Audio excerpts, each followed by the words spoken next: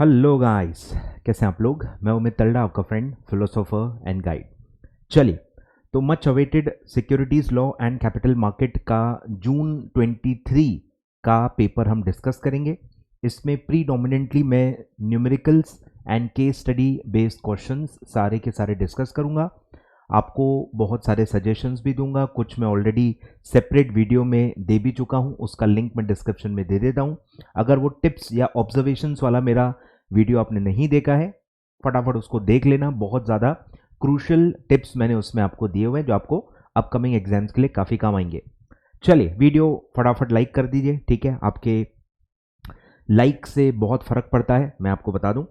तो फटाफट लाइक कर दो और हम पेपर डिस्कशन स्टार्ट करते हैं, ठीक है। सीएस एग्जीक्यूटिव ओल्ड सिलेबस का जो जून 23 का पेपर था वो हम पूरा डिस्कस करेंगे, ठीक है।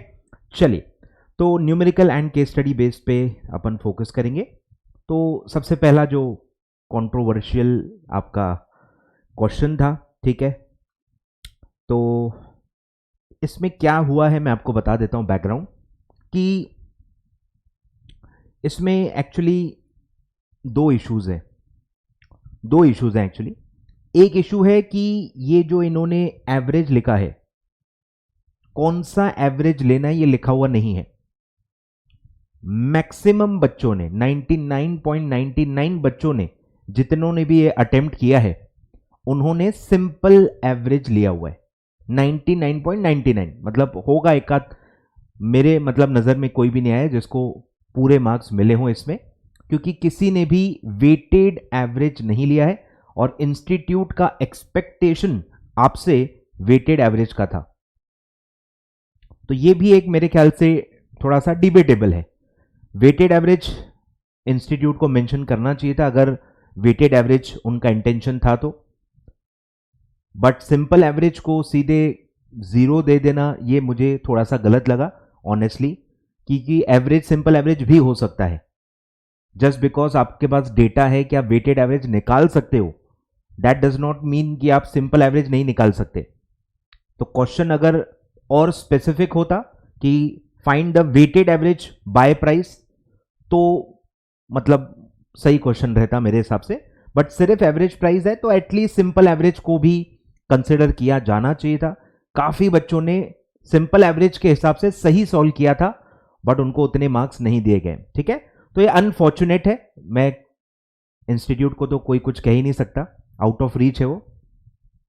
बच्चों से मैं कहना चाहूंगा भैया कि अब आप इससे सीखो, सीखना आप ही को है क्योंकि गलत आप ही हो, ऐसा सब लोग कहते हैं, ठीक है। तो आप इससे क्या सीखोगे अब वो बताओ। कि जब भी आपको मल्टीपल इन्वेस्टमेंट्स दिए हों, जैसे इस केस में अगर आप देख रहे हो, तो fix sum of 20,000 second of every month for 4 months, यानी 4 बार इन्वेस्टमेंट्स हो रहा है। तो जब भी मल्टीपल इन्वेस्टमेंट्स हो और आपसे एवरेज प्राइस पूछा हो, तो आपको अब ये समझ के चलना है कि वो वेटेड एवरेज प्राइस ही पूछ रहे हैं। इंस्टीट्यूट मतलब आपसे वेटेड एवरेज निकालना चाहता है, मतलब आप वेटेड एवरेज निकालो ऐसा इंस्टीट्यूट चाहता है। क्लियर है क्या?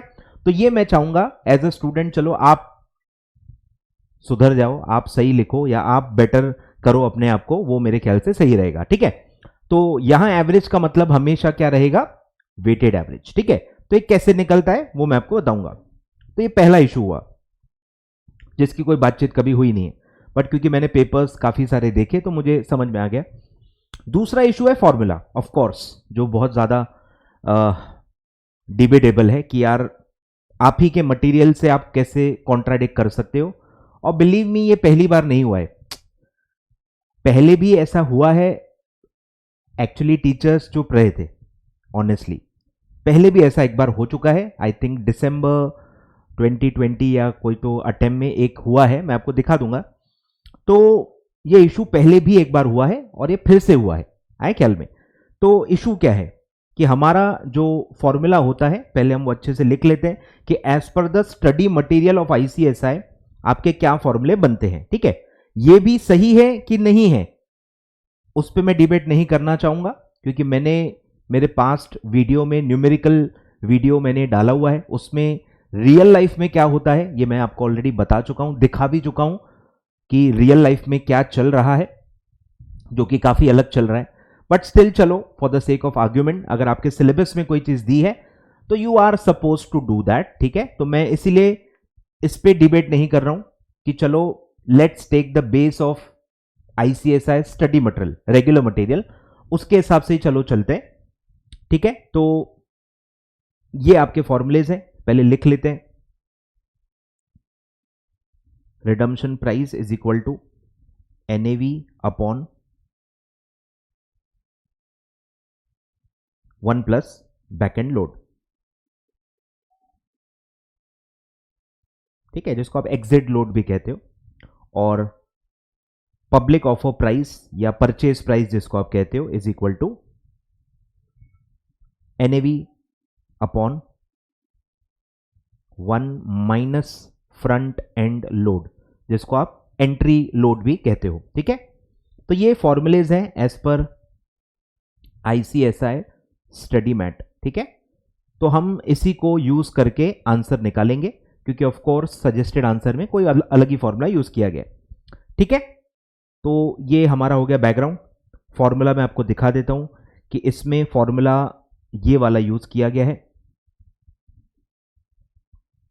ठीक है। और एंट्री लोड जो है वो डायरेक्टली एनएवी का परसेंटेज लिया हुआ है, ठीक है। तो बेस मतलब गलत लिया गया है, तो हम स्टडी मैट के हिसाब से पढ़ेंगे, स्टडी मैट के हिसाब से निकालने की कोशिश करेंगे। चलो आ जाओ। तो व्हाट इज द क्वेश्चन? अब क्वेश्चन फटाफट पढ़ लेते हैं।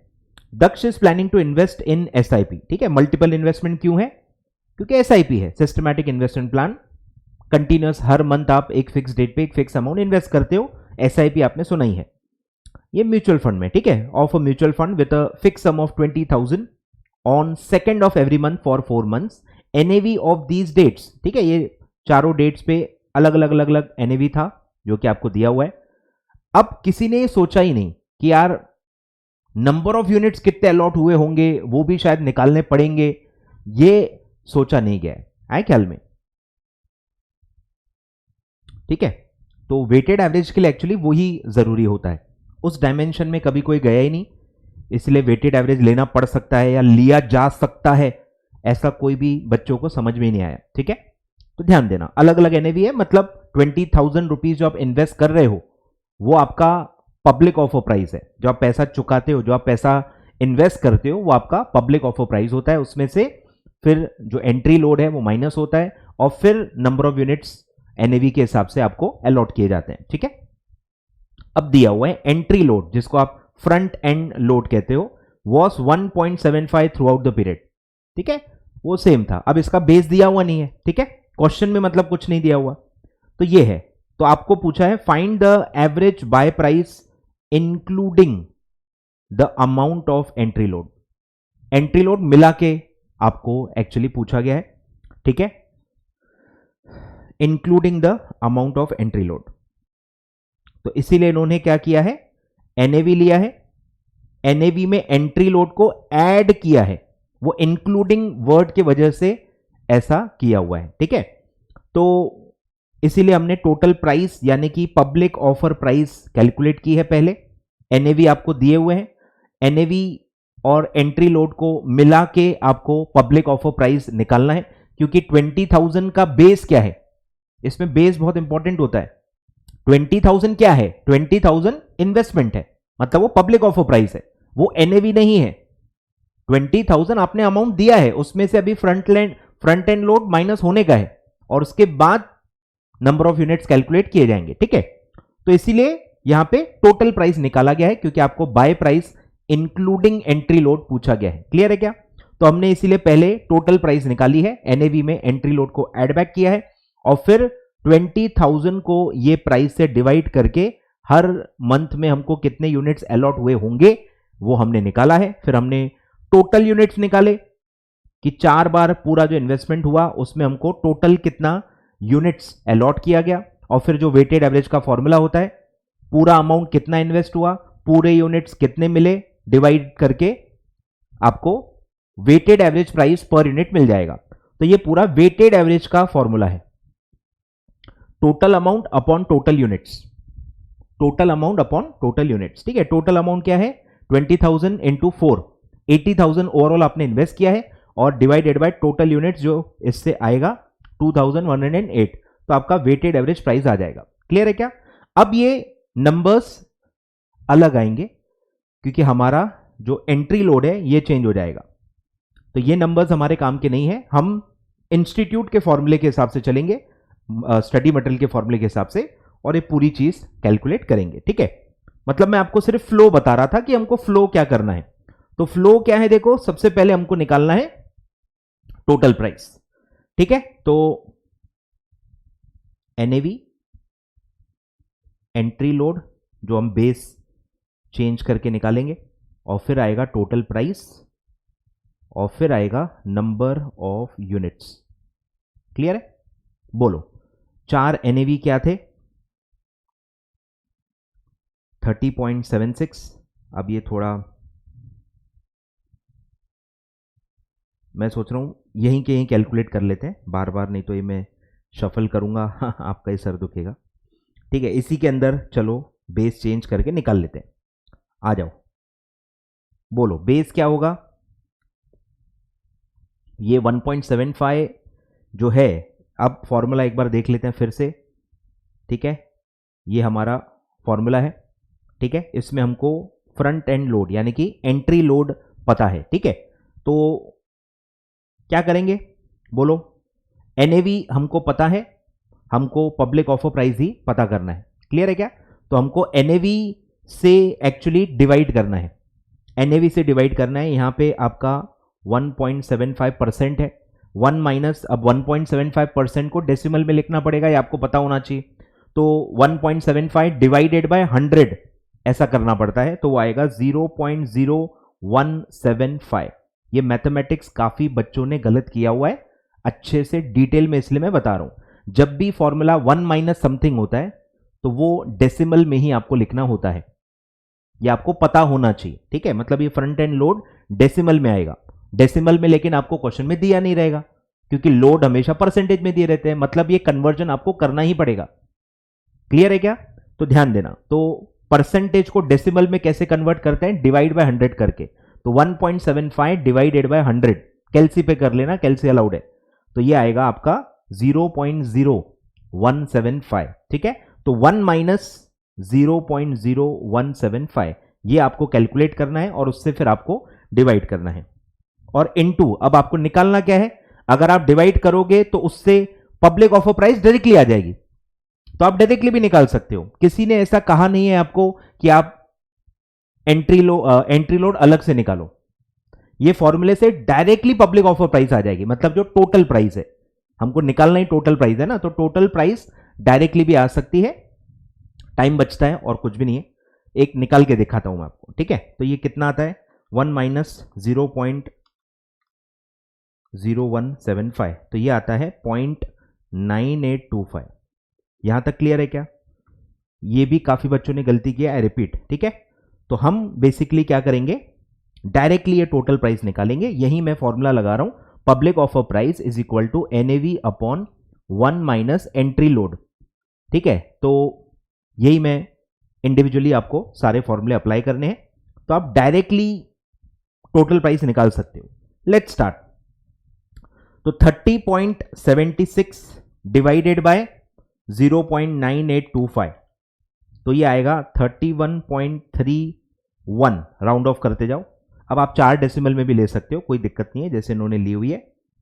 अब ये भी कहीं लिखा नहीं हुआ, हमको सपना आएगा कि 4 डेसिमल में राउंड ऑफ करना है, मतलब इंस्टीट्यूट थोड़ा बच्चों के लिए नहीं सोच रहा है। ऐसा मुझे बहुत बुरा फील होता है कि बच्चों को कैसे समझ में आएगा कितना राउंड ऑफ करना है।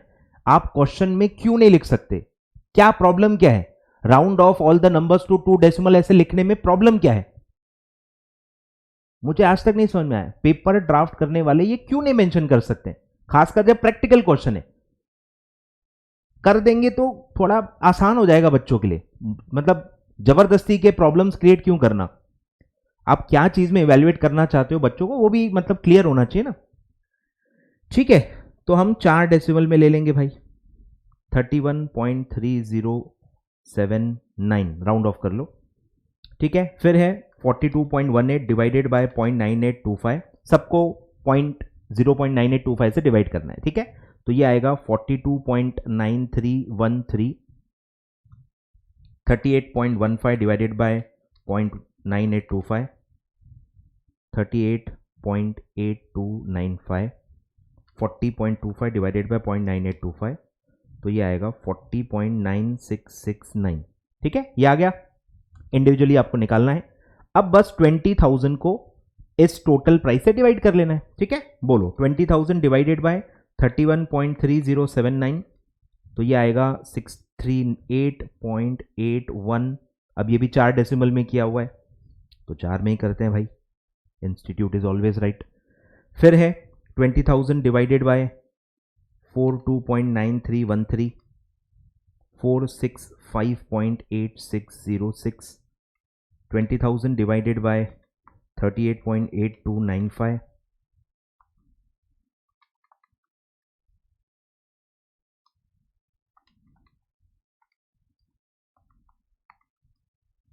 515.0723, 20,000 डिवाइडेड बाय 40.9669, 488.1990। क्लियर है। अब इसका टोटल ले लो 638.8। अब वो M प्लस आप कर सकते थे, MRC से भी निकल जाता है, ठीक है, वो आपको पता ही होगा एग्जाम में, लेकिन इतना दिमाग चलता नहीं है, वो भी आपको कोई बताएगा नहीं, ठीक है। दिमाग नहीं चलता इतना, प्लान करके इतना होता नहीं है एग्जीक्यूट, कोई बात नहीं। 2107.9483, क्लियर है, ये आपका आ गया। अब बस क्या करना है, 80,000 डिवाइडेड बाय 2107.9483, तो ये आ गया आपका वेटेड एवरेज प्राइस 37.95। अब यहां इन्होंने 2 में राउंड ऑफ किया है, ठीक है, अलग अलग रूल चल रहा है, ठीक है। ऊपर 4 में किया है, फिर वेटेड एवरेज प्राइस निकालते समय 2 में राउंड ऑफ किया है, आप समझ लो, ठीक है, हम नहीं बताएंगे, आप समझ लो, ठीक है। तो ऐसा किया है, तो 37.95, तो लगभग हमारा सेम ही आया है आंसर। इनका 9399 आया है, हमारा 95 समथिंग समथिंग आया है, माइनर डिफरेंस ही है, राउंड ऑफ का ही मतलब उतना ही डिफरेंस है, बट वेटेड एवरेज लेना है, ठीक है, वेटेड एवरेज आपको लेना है। क्लियर है क्या? तो लिख लो, आप ये लिख लो, फॉर्मूला लिख लो, नंबर्स लिख लो, सब लिख लो।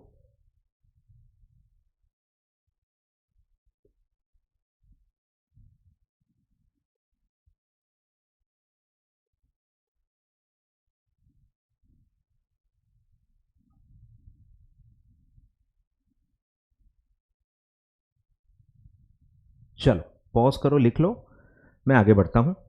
तो ये हो गया फर्स्ट, ठीक है, एवरेज बाय प्राइस हमने निकाल ली है। अब है X has made an investment of 50,000 to buy 5,000 units, तो पर यूनिट प्राइस आपको यही निकालनी है, नहीं भी निकाला तो चल जाता है, डायरेक्ट 50,000 एज ए इन्वेस्टमेंट आप ले सकते हो। Of Philip Mutual Fund on 4th April 2021, he decided to sell units on 14th November at a NAV of 20.6. Exit load was 2.25%, ठीक है। तो जो आपका NAV है, सेलिंग करते समय जो NAV होता है उसमें से और एग्जिट लोड माइनस होता है, और उसके बाद रिडम्पशन प्राइस कैलकुलेट होता है जो आपको एक्चुअली हाथ में मिलता है। क्लियर है क्या? जो आपका एक्चुअल सेल वैल्यू होता है, ठीक है। Find the sale value and the gain, तो सेल वैल्यू का मतलब क्या है, रिडम्पशन प्राइस बेसिकली आपको पूछा गया है, और आपको गेन भी पूछा हुआ है। काफी बच्चों ने सेल प्राइस निकाला था, सही भी निकाला है, पर वो सिर्फ गेन निकालना भूल गए। तो इससे भी आपको क्या सीखना है, क्वेश्चन एग्जैक्टली क्या क्या क्या क्या पूछ रहा है उसको भले आप नंबरिंग भी दे सकते हो, कि घाई घाई में ना छूट जाता है, पता नहीं रहता। तो जैसे यहां 2 चीज पूछी है, तो आप ऐसा नंबरिंग दे सकते हो, भाई एक सेल वैल्यू पूछी है, दूसरा गेन पूछा है, ऐसा नंबरिंग डालने की आप आदत डालोगे तो स्किप होने के चांसेस कम होंगे। क्लियर है क्या? तो इसमें भी अब आपको फॉर्मूला यूज करना पड़ेगा कि ये 2.25 किसका है, एनएवी का है या रिडम्पशन प्राइस का है, किसका बेस होता है इसमें। तो आपको फिर से मैं एक बार फॉर्मूला दिखा देता हूं। तो ये हमारा फॉर्मूला है, रिडम्पशन प्राइस हमको निकालना है, एनएवी हमको दिया हुआ है, एनएवी हमको दिया हुआ है, और ये होता है exit load, back end load यानी एग्जिट लोड।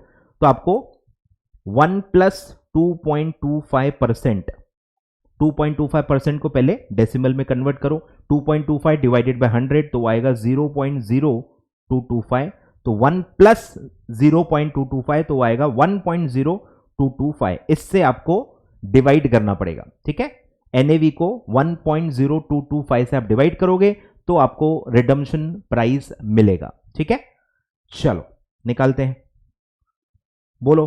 तो 20, तो पहले फॉर्मूला लिख देता हूं कि रिडम्पशन प्राइस यानी sale value is equal to NAV upon 1 plus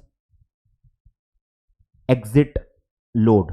ठीक है, तो 20.6 डिवाइडेड बाय 1 प्लस 0.225, सॉरी 0.0225, ये भी काफी बच्चों से गलती हुई है, एक जीरो डालना भूल गए तो पूरा आंसर गलत आ जाता है। ठीक है, घाई गड़बड़ में होता है ऐसा।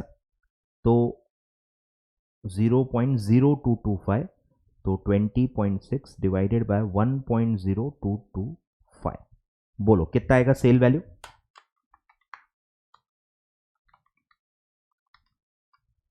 20.15, 1466 या 67 भी 4 डेसिमल में ले सकते हो, 2 में भी ले सकते हो, तो 20.15 ये आएगा। तो सेल वैल्यू हो गई 20.15। अब आपके पास कितने यूनिट्स थे? 5000 यूनिट्स थे, तो हर यूनिट पे 20.15 आ जाएगा, तो टोटल सेल वैल्यू आप निकाल सकते हो। टोटल कॉस्ट यानी इन्वेस्टमेंट आपको दिया हुआ है 50,000, डायरेक्टली आप गेन निकाल सकते हो। बोलो, gain is equal to sale value minus investment. Sale value कैसे निकालेंगे? 5000 units into sale value per unit जो हमने निकाली, माइनस सीधे सीधे पूरा इन्वेस्टमेंट आप माइनस कर लो, तो 5000 इंटू 20.15 यह आएगा 1,0750 माइनस 50,000, तो आपका गेन आएगा 50,750। 50,750 इनका हल्का सा अलग है क्योंकि इन्होंने 2.25 डायरेक्ट एनएवी का ले लिया बेस, तो हल्का सा इसलिए अलग आया है। ठीक है, तो मॉड्यूल के हिसाब से ऐसा निकलना चाहिए, लिख लो।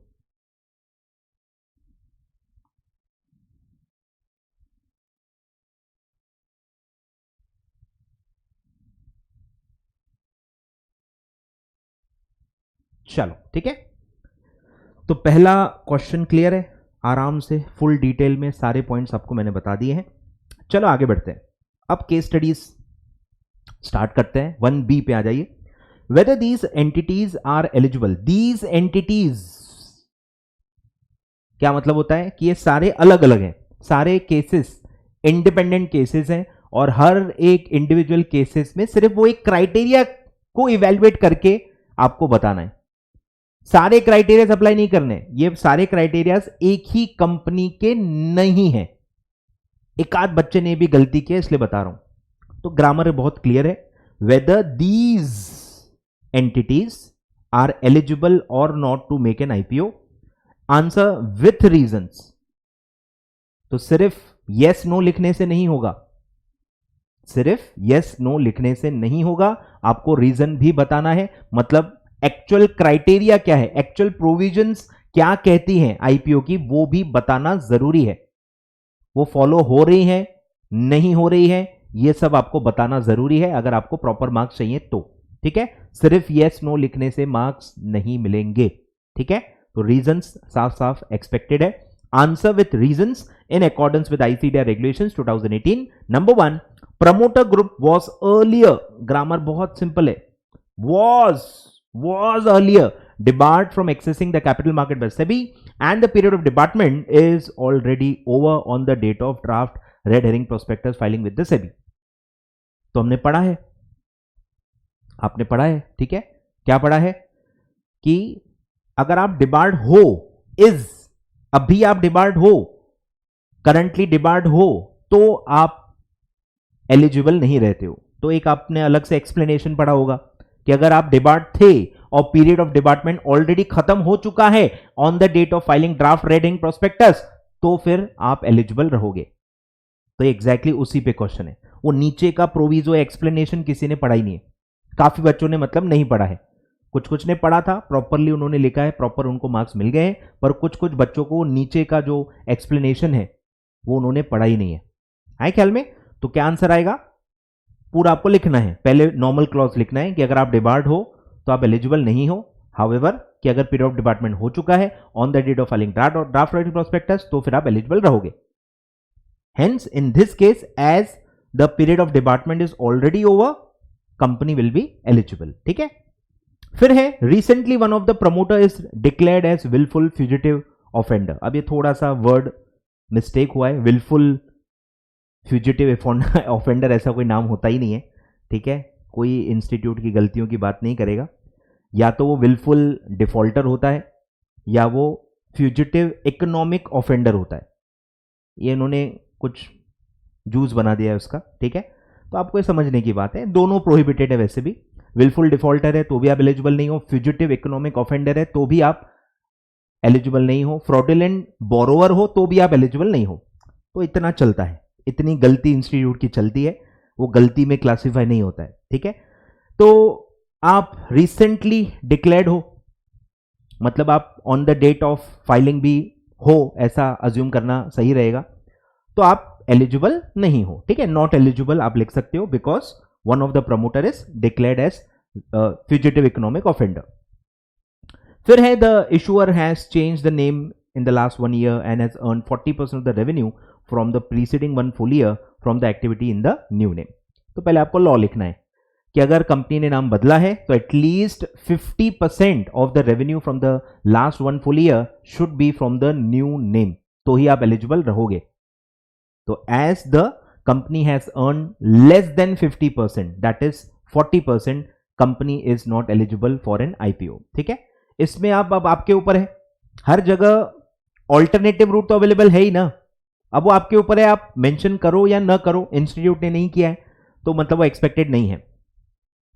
फिर है कि नेटवर्थ 1 crore and 50 lakhs है, मतलब 1.5 crore आपका नेटवर्थ है in each of the preceding 3 years calculated on a restated and consolidated basis. Requirement कितनी है? 1 crore की। काफी बच्चों ने यहां 3 crore लिखा हुआ है, जो कि एक्चुअली नेट टेंजिबल एसेट्स की लिमिट होती है, नेटवर्थ की लिमिट 1 crore होती है, तो 1 crore से ज्यादा है मतलब आप एलिजिबल हो। और फिर है कि एवरेज ऑपरेटिंग प्रॉफिट 10 crore है कंपनी के during the preceding 3 years with operating profit in each of the year, कहीं भी लॉस नहीं है, हर साल ऑपरेटिंग प्रॉफिट है और एवरेज 10 crore बैठ रहा है। तो लॉ क्या चाहता है? 15 crore, average operating profit 15 crore होना चाहिए, तो 10 crore is less then 15 crore, hence the company is not eligible. ठीक है, ऐसा आपको एक्सप्लेन करके लिखना है। काफी इजी क्वेश्चन था, एग्जीक्यूटिव लेवल के हिसाब से मैं कहूंगा काफी इजी था। काफी बच्चों ने आधे सही दिए हैं, आधे गलत दिए हैं, लिखे हैं। क्यों? क्योंकि उनको याद नहीं आ रहा होगा। काफी बच्चों का मेमोराइजिंग का भी इशू है, वो भी आपको पता होना चाहिए कि सिर्फ पढ़ने समझने से भी कुछ नहीं होता, आपको मल्टीपल टाइम्स उसको रिवाइज करना है, क्योंकि नंबर्स देख के आप कंफ्यूजन हो जाते हो। नेटवर्थ जैसे मैंने आपको कहा 1 crore है, लोगों ने 3 crore लिखा हुआ है। ऑपरेटिंग प्रॉफिट लोगों को 15 crore याद ही नहीं आया, उन्होंने 10 crore में एलिजिबल है ऐसा लिख दिया है। तो रिविजन पे भी आपको बहुत ज्यादा ध्यान देना है। सिर्फ खुश मत हो जाओ कि आपको सब समझ में आ गया है, आपका कवरेज हो गया है, इतने से भी काम नहीं चलता आजकल। मल्टीपल टाइम्स आपको रिवाइज करना है, क्योंकि केस स्टडी बेस्ड क्वेश्चंस आते हैं। You should be very sure कि क्या नंबर्स हैं, क्योंकि फिर आंसर गलत हो जाता है ना। यहां तक क्लियर है? चलो आगे बढ़ते हैं। फिर ये एक टिपिकल क्वेश्चन था, पहले जो 2012 का ओल्ड सिलेबस था उसमें भी इस टाइप के क्वेश्चन आ चुके हैं, आपके 2017 के सिलेबस में भी इस टाइप के क्वेश्चन आ चुके हैं।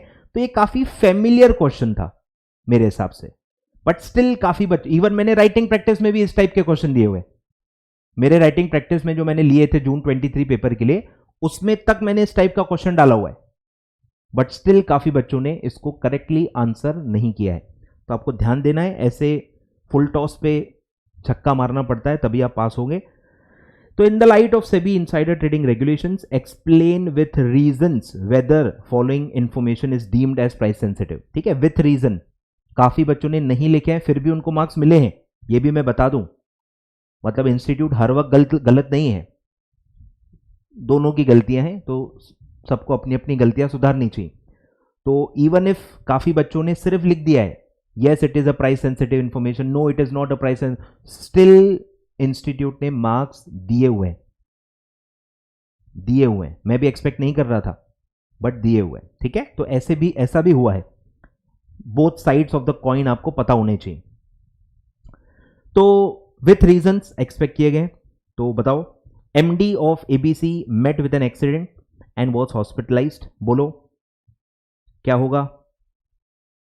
तो यहां पे आपको ये पता होना चाहिए कि प्राइस सेंसिटिव इंफॉर्मेशन क्या होती है। तो उसमें एक क्लॉज आता है, चेंज इन केएमपी, चेंज हो रहा है तो अब एक्सीडेंट होने से चेंज थोड़ी होगा, मतलब डेथ नहीं हुई है ना, डेथ वो हुई होती और यहां अगर लिखा रहता कि वो मर गया है, डाइड इन एन एक्सीडेंट लिखा होता तो आंसर अलग आता है।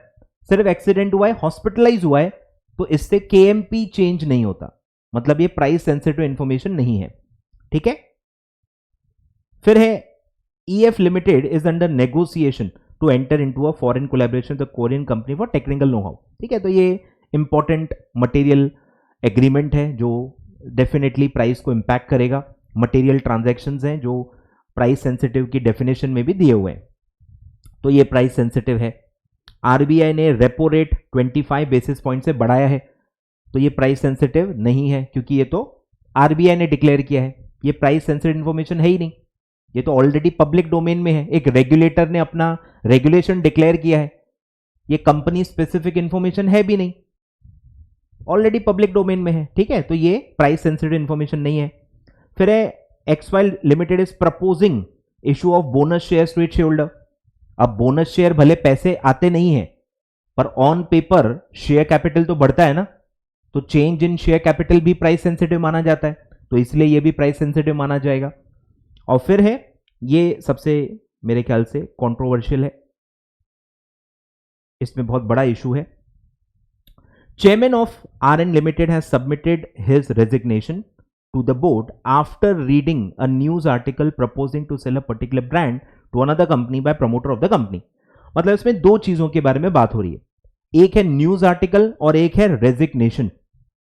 तो न्यूज आर्टिकल तो पब्लिक डोमेन में है, वो भी प्राइस सेंसिटिव नहीं है, लेकिन रेजिग्नेशन, ये जो इवेंट है, रेजिग्नेशन से केएमपी चेंज हो जाएगा, चेंज इन केएमपी आ जाएगा, मतलब प्राइस सेंसिटिव माना जाएगा।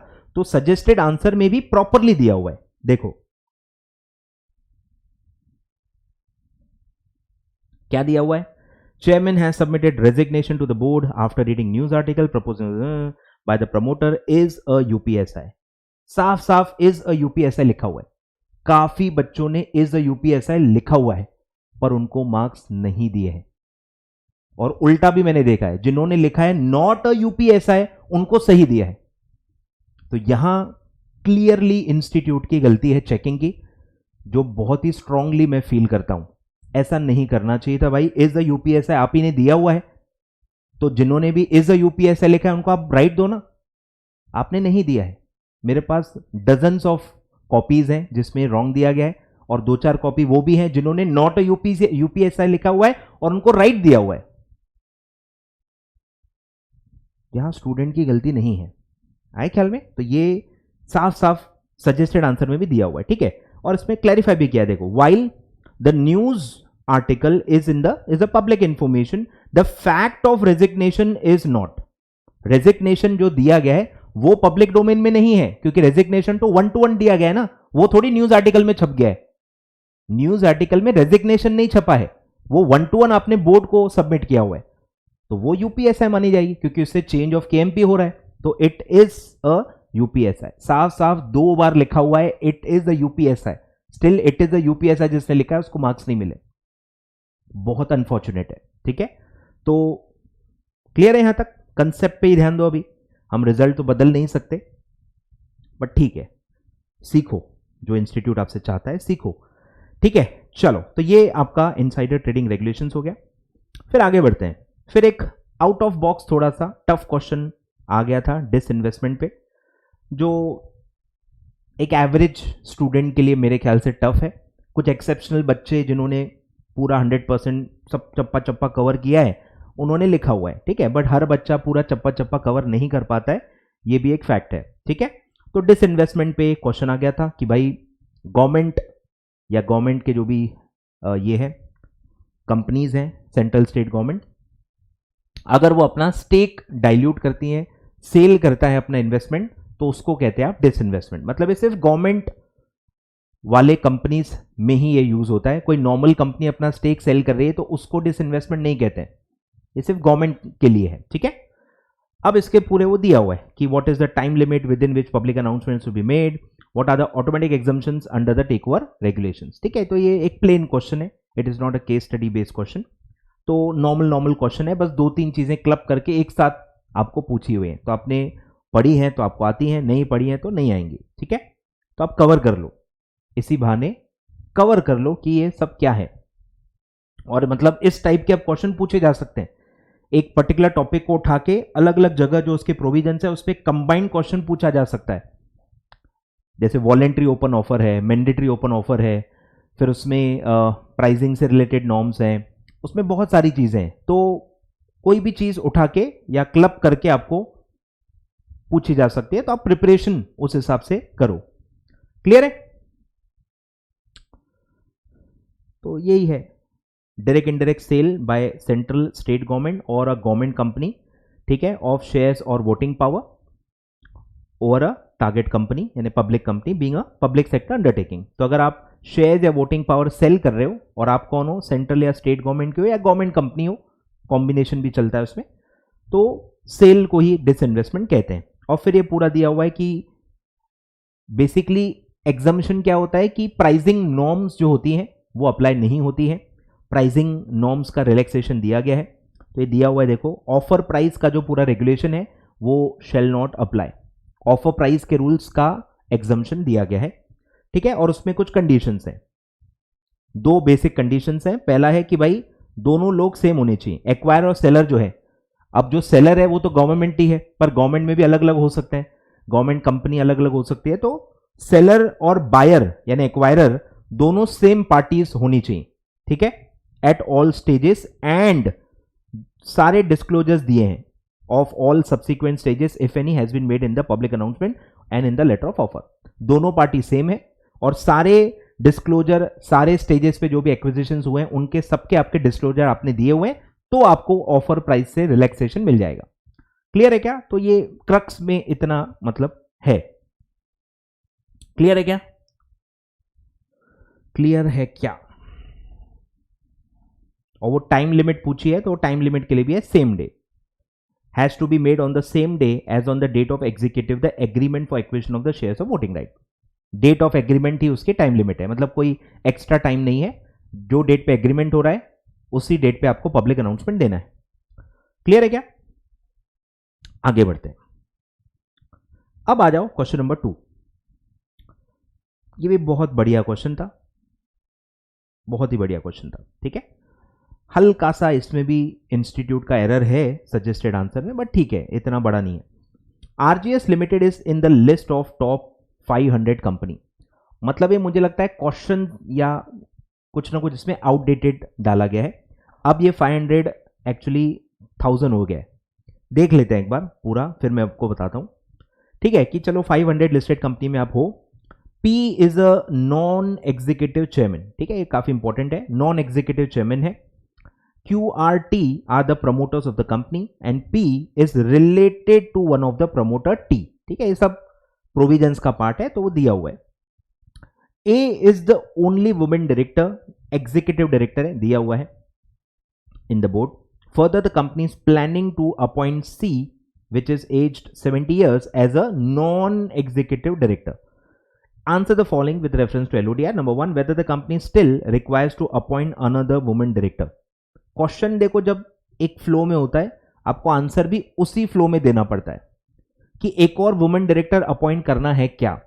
अब इसमें 2 पार्ट्स होते हैं। पहला पार्ट है normal listed company. Normal listed company के लिए वुमेन डायरेक्टर के लिए क्या क्लॉज है, बस एटलीस्ट 1 वुमेन डायरेक्टर होनी चाहिए। अब वो एग्जीक्यूटिव हो नॉन एग्जीक्यूटिव हो चलता है नॉर्मल लिस्टेड कंपनी के लिए। लेकिन अगर आप टॉप 1000 कंपनीज में हो तो आपको 1 इंडिपेंडेंट वुमेन डायरेक्टर अपॉइंट करना पड़ता है। इस केस में आप टॉप 1000 में हो, टॉप 1000 में हो। अब 500 भी रहा तो भी देखो आंसर बदलता नहीं है, इसलिए मैं कह रहा हूं इसको आप गलती नहीं कह सकते हो, चल जाएगा। टॉप 500 में हो मतलब टॉप 1000 में भी तो हो ही ना। तो आप टॉप 1000 में हो मतलब आपको 1 इंडिपेंडेंट वुमेन डायरेक्टर रखना पड़ेगा। मतलब ये वाली जो वुमेन डायरेक्टर है ये काउंट नहीं होगी बिकॉज ये एग्जीक्यूटिव डायरेक्टर है। तो आंसर क्या लिखेंगे कि whether company still requires, yes, the company will still require to appoint 1 independent women director। ऐसा फाइनल आंसर लिखना बहुत जरूरी है क्योंकि केस स्टडी बेस्ड क्वेश्चन है। क्लियर है क्या? तो ये हो गया पहला आंसर। फिर है what is your view for the requirement of independent directors of RJS limited. ठीक है, तो ये उसके लिए पूरा दिया हुआ है कि चेयरमैन जो है वो नॉन एग्जीक्यूटिव है, फिर जो पी है प्रमोटर है, मतलब जो पी चेयरमैन है वो प्रमोटर से रिलेटेड है। तो आपको पता ही होगा, ये 2 लाइन पढ़ के आपको प्रोविजन क्लिक होना चाहिए कि आपको मेजॉरिटी डायरेक्टर्स इंडिपेंडेंट डायरेक्टर्स रखने पड़ेंगे। जो क्लॉज क्या है मैं आपको दिखा देता हूं। ठीक है, ये वाला जो क्लॉज है रेगुलेशन 17 का ही सब क्लॉज है, where non executive chairperson is a promoter. ठीक है, non executive chairperson promoter or is related to any promoter, जो हमारे केस में है, at least half of the board of directors should consist of independent director. मतलब normal rule क्या होता है? नॉर्मल रूल होता है कि हाफ नॉन एग्जीक्यूटिव डायरेक्टर होने चाहिए। नॉर्मल रूल ये होता है। अब ये लिखा नहीं है क्योंकि डायरेक्ट सिचुएशन दी है, मैच हो रही है, तो वो नॉर्मल रूल लिखने की जरूरत भी नहीं है, बट आपको नॉलेज के लिए बता रहा हूं। नॉर्मल रूल क्या है? Half should be non executive director. फिर ये एक आता है सिचुएशन कि अगर प्रमोटर जो है, चेयरपर्सन जो है वो नॉन एग्जीक्यूटिव है और वो रिलेटेड है to one of the promoter, तो फिर ये स्ट्रिक्टनेस लागू हो जाती है कि हाफ डायरेक्टर्स कम से कम अब इंडिपेंडेंट होने चाहिए। ठीक है, क्लियर है क्या? तो आपको ये पूरा बताना पड़ेगा कि yes, in this case P is the non executive chairman and it is related to one of the promoter, hence the requirement will be half of the directors should be independent directors। ठीक है, तो ये बस requirement ही पूछिए और वही आपको बतानी है। फिर है who shall approve the related party transactions of audit committee meeting of a listed company। ठीक है, तो यहां पे भी आपको पता होना चाहिए कि कौन अप्रूव करेगा? Independent directors. ठीक है, इंडिपेंडेंट डायरेक्टर्स आपको वो ही सिर्फ अप्रूव कर पाएंगे। ठीक है, all related party transaction shall be approved only by independent directors in the audit committee. Special situation है इसीलिए। अब पढ़ी है तो ये आएगी याद, नहीं तो कुछ भी काफी बच्चों ने कुछ भी लिखा है। अब ये स्पेसिफिक केस स्टडी है तो स्पेसिफिक ही रहेगी ना। और फिर है whether appointment of C is valid. तो सी को वो अपॉइंट करना चाहते हैं जो कि एक नॉन एग्जीक्यूटिव डायरेक्टर है और उनकी एज है 70 ईयर्स। तो क्या वो अपॉइंट कर सकते हैं? तो लॉ में जो लिमिट होती है वो आपको पता होनी चाहिए, वो होती है 75 years. 75 years for a non executive director. यहां पे लेस है, बिना अप्रूवल के आप अपॉइंट कर सकते हो। क्लियर है? तो काफी बच्चों को 75 ईयर्स याद नहीं था शायद, इसलिए वो कंफ्यूज हो गए। ठीक है, तो सी कैन बी अपॉइंटेड क्योंकि लेस देन 75 ईयर्स एज है as a non executive director, as is as is not beyond the 75 years. तो कोई अप्रूवल की रिक्वायरमेंट नहीं है। क्लियर है? तो सिंपल स्पेसिफिक क्वेश्चन था, पढ़ा होगा तो काफी बच्चे लिख के भी आए हैं, नहीं पढ़ा है तो लोगों ने बहुत टोले भी मारे हैं। ठीक है, चलो बढ़े आगे। तो यहां मैं जो कह रहा था, यहां इंस्टीट्यूट ने देखो 1/4/2019 का रेफरेंस दिया है आंसर में। मतलब ये क्वेश्चन भी थोड़ा पुराना फ्रेम हुआ है। इसी में आप देखोगे कि एक और क्लॉज होता है कि ये 1/4/2020 से टॉप 1000 कंपनीज पे अप्लाई होगा। तो लेटेस्ट डेट तो यही है ना, आज 2019 का क्लॉज अप्लाई होगा ही नहीं ना। 1/4/2020 से टॉप 1000 कंपनीज पे अप्लाई हो चुका है, उसका रेफरेंस यहां पे नहीं दिया गया। मतलब एक क्वेश्चन भी थोड़ा सा पुराना फ्रेम हुआ है और आंसर भी उसी के हिसाब से दिया हुआ है, बट स्टिल आंसरेबल है ये क्वेश्चन। मुझे नहीं लगता आंसर करने में किसी को कोई दिक्कत हुई होगी, चलता है। ठीक है, आगे बढ़ते हैं, बढ़े आगे। बहुत ही इंटरेस्टिंग ये क्वेश्चन आया है, ये भी बहुत ही स्पेसिफिक एक पैराग्राफ पे है। Regulation 3 sub regulation 3 of SC/ST regulation 2011, इस पे ये क्वेश्चन है, ध्यान दो। M is contemplating acquisition of PQR Limited, a listed entity, He presently holds 23 and his sister, who is having a common objective, मतलब person acting in control, holds 3%. तो acquirer plus pack मिला के already 26% hold करता है, मतलब एक creeping acquisition में normally consider किया जाएगा. Their combined holding is 26%, which is more than 25%. M, in view of creeping acquisition limits, desires to acquire further 3% on the assumption that 5% is the ceiling for such acquisition every financial year. इस line की वजह से बच्चे हो गए confuse.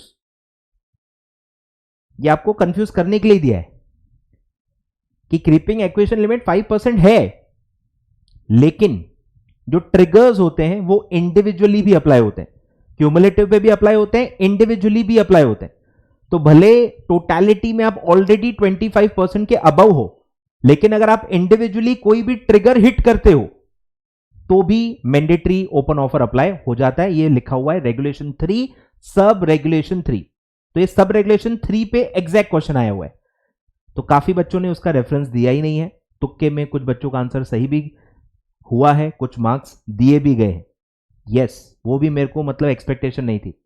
बिना regulation 3 sub regulation 3 mention किए मुझे नहीं लगता मार्क्स मिलने चाहिए, बट स्टिल इंस्टीट्यूट ने दिए हैं, काफी बच्चों को दिए हैं. ठीक है, तो ये भी अच्छी बात है इंस्टीट्यूट की. ठीक है, तो will M be required to make open offer. तो आपको यहां क्या देखना था कि इंडिविजुअली जो एम है उसकी होल्डिंग पे आपको ध्यान देना है.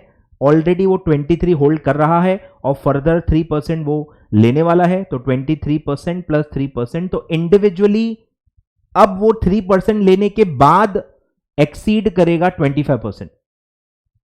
क्यूमुलेटिव ऑलरेडी 25 के ऊपर है, मैं उसकी बात नहीं कर रहा हूं.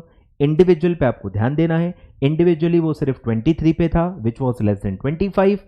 अब वो 3% और ले रहा है, तो इंडिविजुअली वो 25% क्रॉस कर रहा है, तो वो 25% का ट्रिगर इंडिविजुअल लेवल पे उस पर अप्लाई हो जाएगा और उसको open offer, mandatory open offer apply हो जाएगा. ठीक है, तो ये रेगुलेशन कौन सा है? Regulation 3, sub regulation 3. ठीक है, 1, 2 दोनों इन्होंने दिए हुए हैं, बट मेरे हिसाब से ये मेंशन करना बहुत जरूरी है. Regulation 3, sub regulation 3. Acquisition of shares by any person such that individual shareholding of such person acquiring the share exceeds the stipulated threshold.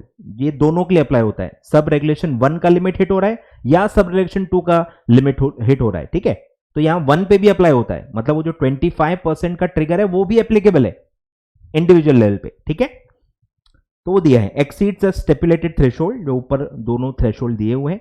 Shall also be attracting the obligation to make an open offer for acquiring shares of the target company irrespective of whether there is a change in aggregate shareholding with PAC or not.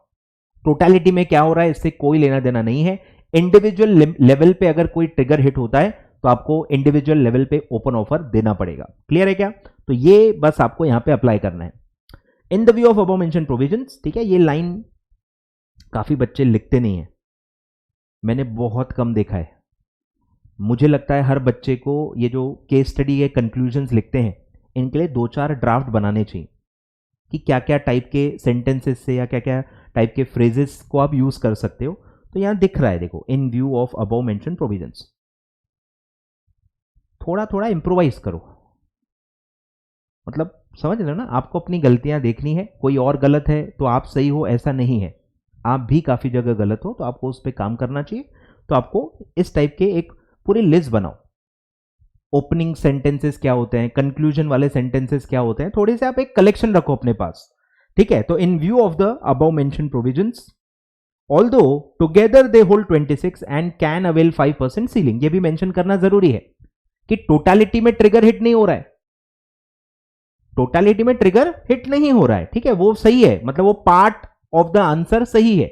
शायद इसीलिए ही एकाध mark institute ने दिया भी है कि totality में trigger hit नहीं होता है, ट्रिगर हिट हो रहा है इंडिविजुअल लेवल पे. ठीक है, तो यस, जो आप 3% ले रहे हो, आप ऑलरेडी टोटलिटी में 26 से ऊपर हो, अब आप एक फाइनेंशियल ईयर में 5% तक ले सकते हो. 5% से कम है तो कोई ट्रिगर हिट नहीं हो रहा है, मतलब वो पार्ट सही है. बट एम, अब पूछा ही एम के लिए. एक्चुअली क्वेश्चन अगर आप देखोगे तो क्वेश्चन ही स्पेसिफिकली एम के लिए पूछा है कि will M be required to make an open offer. ठीक है, खैर क्यूमुलेटिव में भी एम वर्ड ही यूज होगा, वो ठीक है, उससे मतलब पहचानना मुश्किल है कि ये इंडिविजुअल लेवल पे पूछा गया है। M on individual basis crossing the threshold of 25% or more, since presently he holds 23 and further contemplates to acquire 3 more, therefore M will be required to make an open offer। ठीक है, तो इतना answer बहुत जरूरी है। ऊपर का आप लिखो न लिखो या समराइज वे में लिखो चल जाएगा। मेन क्लॉज जो लिखना था वो रेगुलेशन 3 सब रेगुलेशन 3 था। ठीक है, क्लियर है यहां तक, कंसेप्ट क्लियर है? आगे बढ़ते हैं। फिर ये नॉर्मल क्वेश्चन है कि आप डीलिस्ट हो चुके हो, डीलिस्ट होने के बाद अब आपको फिर से लिस्टिंग करनी है, तो आप कर सकते हो क्या, कब कर सकते हो पूछा है। When can an application be made for listing, तो उसमें वही लिखना है भाई, आप वॉलेंट्रीली डीलिस्ट हुए तो उसकी जो भी टाइम लिमिट है, कंपल्सरीली डीलिस्ट हुए तो फिर कितना टाइम लिमिट है, फिर उसमें भी क्या क्या एक्सेप्शंस हैं। ठीक है, फुल आंसर है प्रॉपर, दिखा देता हूं मैं आपको। ठीक है, तो नॉर्मल है आपका कि अगर आप वॉलेंट्रीली डीलिस्ट हुए थे तो कम से कम 3 इयर्स के बाद ही फिर से आप लिस्टिंग के लिए अप्लाई कर सकते हो, और अगर आप कंपल्सरीली डीलिस्ट हुए थे तो कम से कम 10 इयर्स के बाद ही आप रीलिस्ट कर सकते हो।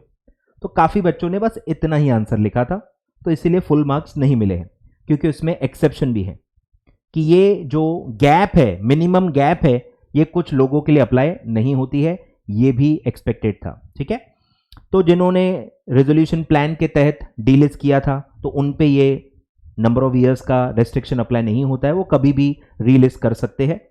फिर अगर आप आईजीपी प्लेटफॉर्म पे हो तो आईजीपी प्लेटफॉर्म पे भी ये लिमिट्स अप्लाई नहीं होती है, और फिर अगर आप स्मॉल कंपनी हो तो भी ये लिमिट्स अप्लाई नहीं होती है, आप कभी भी रिलीज कर सकते हो। ठीक है, और फिर वो रिपीट करके फाइनल आंसर दिया हुआ है। क्लियर है क्या? तो स्पेसिफिक प्रोविजन पे स्पेसिफिक क्वेश्चन था। आगे बढ़ते हैं। फिर ये भी आई थिंक डायरेक्ट क्वेश्चन है कि भाई आपने रेलेवेंट रिकॉर्ड्स मेंटेन नहीं किए हैं, रिकॉर्ड्स मेंटेन नहीं किए हैं, रिकॉर्ड्स मेंटेन करना कंपलसरी है। तो रिकॉर्ड आपने मेंटेन नहीं किए थे और जब आपसे मांगे गए तो आपने दिए नहीं, मतलब आपने दो गलतियां की हैं। एक तो रखे नहीं है, मेंटेन ही नहीं किए, वो भी एक अलग ऑफेंस है, और इंफॉर्मेशन मांगने के बाद अगर आप दे नहीं रहे हो वो भी एक अलग ऑफेंस है। यानी आपने दो वायलेशंस किए हैं, दोनों की पेनल्टी सेम है पर दो अलग अलग ऑफेंसेस हैं। ठीक है, पढ़ लेते हैं पूरा। Corporate advisors limited is a listed company, stock exchange asked certain information. कौन मांग रहा है? Stock exchange asked certain information about the shareholding pattern etc which the company could not provide even after a further opportunity was given to the company। मतलब यहां पे भी आपने violation किया है। अब ये क्यों नहीं दे पाई बार बार बोलने के बाद भी? क्योंकि उन्होंने मेंटेन ही नहीं किया है। ठीक है, did not maintain the relevant records। what are the penalties leviable against the company under SICRA and will your answer differ if the information is sought by SEBI। तो कॉमन प्रोविजन है, एक तो दो ऑफेंसेस हैं, दोनों की penalty same है पर अलग अलग ऑफेंस है तो अलग अलग पेनल्टी चार्ज होगी, और ये दोनों के लिए होती है। स्टॉक एक्सचेंज मांगे तो भी कवर्ड होती है, सेबी मांगे तो भी कवर्ड है, दोनों के लिए मतलब पेनल्टी चार्ज की जा सकती है। ठीक है, तो पेनल्टी कॉमन है, इसमें बता देता हूं मैं आपको। तो पेनल्टी होती है not less than 1 lakh rupees, minimum penalty है 1 lakh rupees, but which may extend to 1 lakh for each day. अगर वो कंटिन्यूइंग ऑफेंस है तो 1 लाख फॉर ईच डे आप चार्ज कर सकते हो, but subject to a maximum of 1 crore whichever is मतलब लेस। मैक्सिमम मतलब 1 करोड़ आप चार्ज कर सकते हो for each such failure. Clear है क्या? दोनों के लिए सेम है। ठीक है, तो अगर आपने रिकॉर्ड नहीं रखे हैं, लिखा है देखो, to maintain the books of account और रिकॉर्ड्स, और failure to furnish any information records returns whatever, दोनों के लिए सेम है। ठीक है, देख लो, not less than 1 lakh, extend to 1 lakh each day, failure continue subject to a maximum of 1 crore. तो दोनों में सेम है लेकिन दो अलग अलग ऑफेंस है। तो आपने स्टॉक एक्सचेंज के बोलने पे नहीं दिया तो भी ऑफेंस है, और सेबी के बोलने पे नहीं दिया तो भी वो ऑफेंस है, क्योंकि दोनों कवर्ड है। The answer will not differ as the penalty provisions are same in both the cases if the information is sought by stock exchange और बाय सेबी। ठीक है, दोनों कवर्ड है, दोनों के लिए पेनल्टी सेम है। क्लियर है क्या? तो इससे आप क्या सीखे? कि पेनल्टी पे भी क्वेश्चन आ सकते हैं, तो आपको पेनल्टी भी याद करनी पड़ेगी। पेनल्टीज प्रीडोमिनेंटली अगर मैं कहूं तो सेबी एंड सिक्रा में दी हुई है, तो एटलीस्ट सेबी सिक्रा के जितने भी पेनल्टीज हैं वो आप याद कर लो, ठीक है। तो बढ़िया हाथ से सारे ऑफेंसेस, सारी पेनल्टीज, ऑफेंसेस, पूरा टेबल आपके मॉड्यूल में एक्चुअली दिया हुआ है। आपके मॉड्यूल में पूरा टेबल दिया हुआ है पेनल्टीज का, बस वो बढ़िया उसका जेरोक्स ले लो, अलग से रख लो और उसको बार बार पढ़ते रहो, बार बार बस पढ़ो। देखो याद होगा नहीं होगा ये तुम्हारे हाथ में नहीं है। काफी बच्चों को ना रिजल्ट भी अपने हाथ में रखना है कि मैं 10 बार पढ़ूं ना तो मुझे याद हो जाना चाहिए। अरे ऐसे नहीं होता, किसी को नहीं पता कि आपको याद होगा नहीं होगा, वहां रिकॉल होगा नहीं होगा, तो क्या आप मेहनत करना छोड़ दोगे? नहीं ना, तुम्हारे हाथ में जो है वो तुम करो। तुम्हारे हाथ में क्या है? 10-15 बार उसको पढ़ना एग्जाम के पहले, तुम करो। क्लियर है ना मैं आपसे क्या चाहता हूं? मैं क्लियरली बता रहा हूं। अलग से एक भले बाय हैंड आप एक रजिस्टर में प्रॉपर एक पेज पे लिख लो, या मॉड्यूल में दिया हुआ है। अब मॉड्यूल बार बार तो आप खोल नहीं पाओगे ना, ये प्रॉब्लम है। कोई भी चीज अगर आपको बहुत ज्यादा बार पढ़नी है तो आपको अलग से एक पेज पे लिख के कहीं चिपका देनी चाहिए, ताकि आप बार बार उसको रेफर कर पाओ। क्लियर है क्या? आगे बढ़ते हैं। अब एक और इंटरेस्टिंग केस स्टडी आपसे पूछी गई थी स्कोर्स प्लेटफॉर्म पे, आ जाओ। PTM Limited is a listed company has declared dividend to its registered holder on 1st Jan 2021, but the company did not pay the dividend till 31st Jan 2021. अब 31st Jan लिखा इसलिए क्योंकि 30 days का time limit होता है for paying the declared dividend, ठीक है।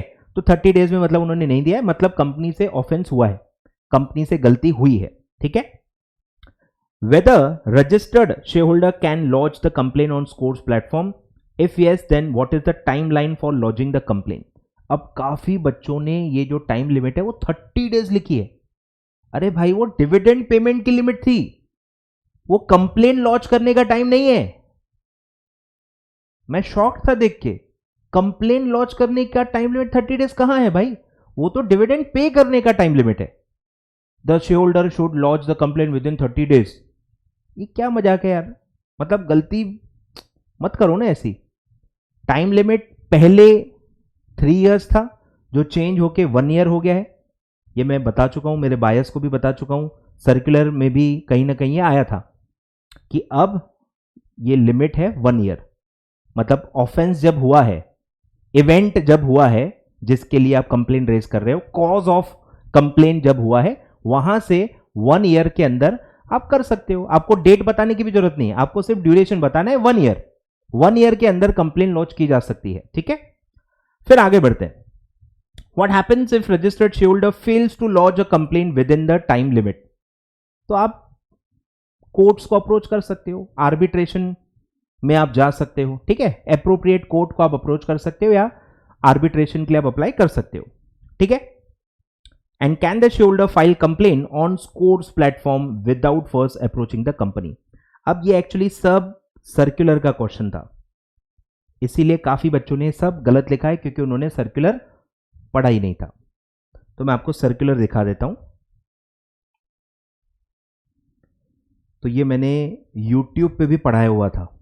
मुझे इसलिए बहुत बुरा लगता है कि यार YouTube पे सब पढ़ाया हुआ है, सब लोगों ने, हजारों लोगों ने देखा भी हुआ है, बट स्टिल वो गलती कर ही रहे हैं।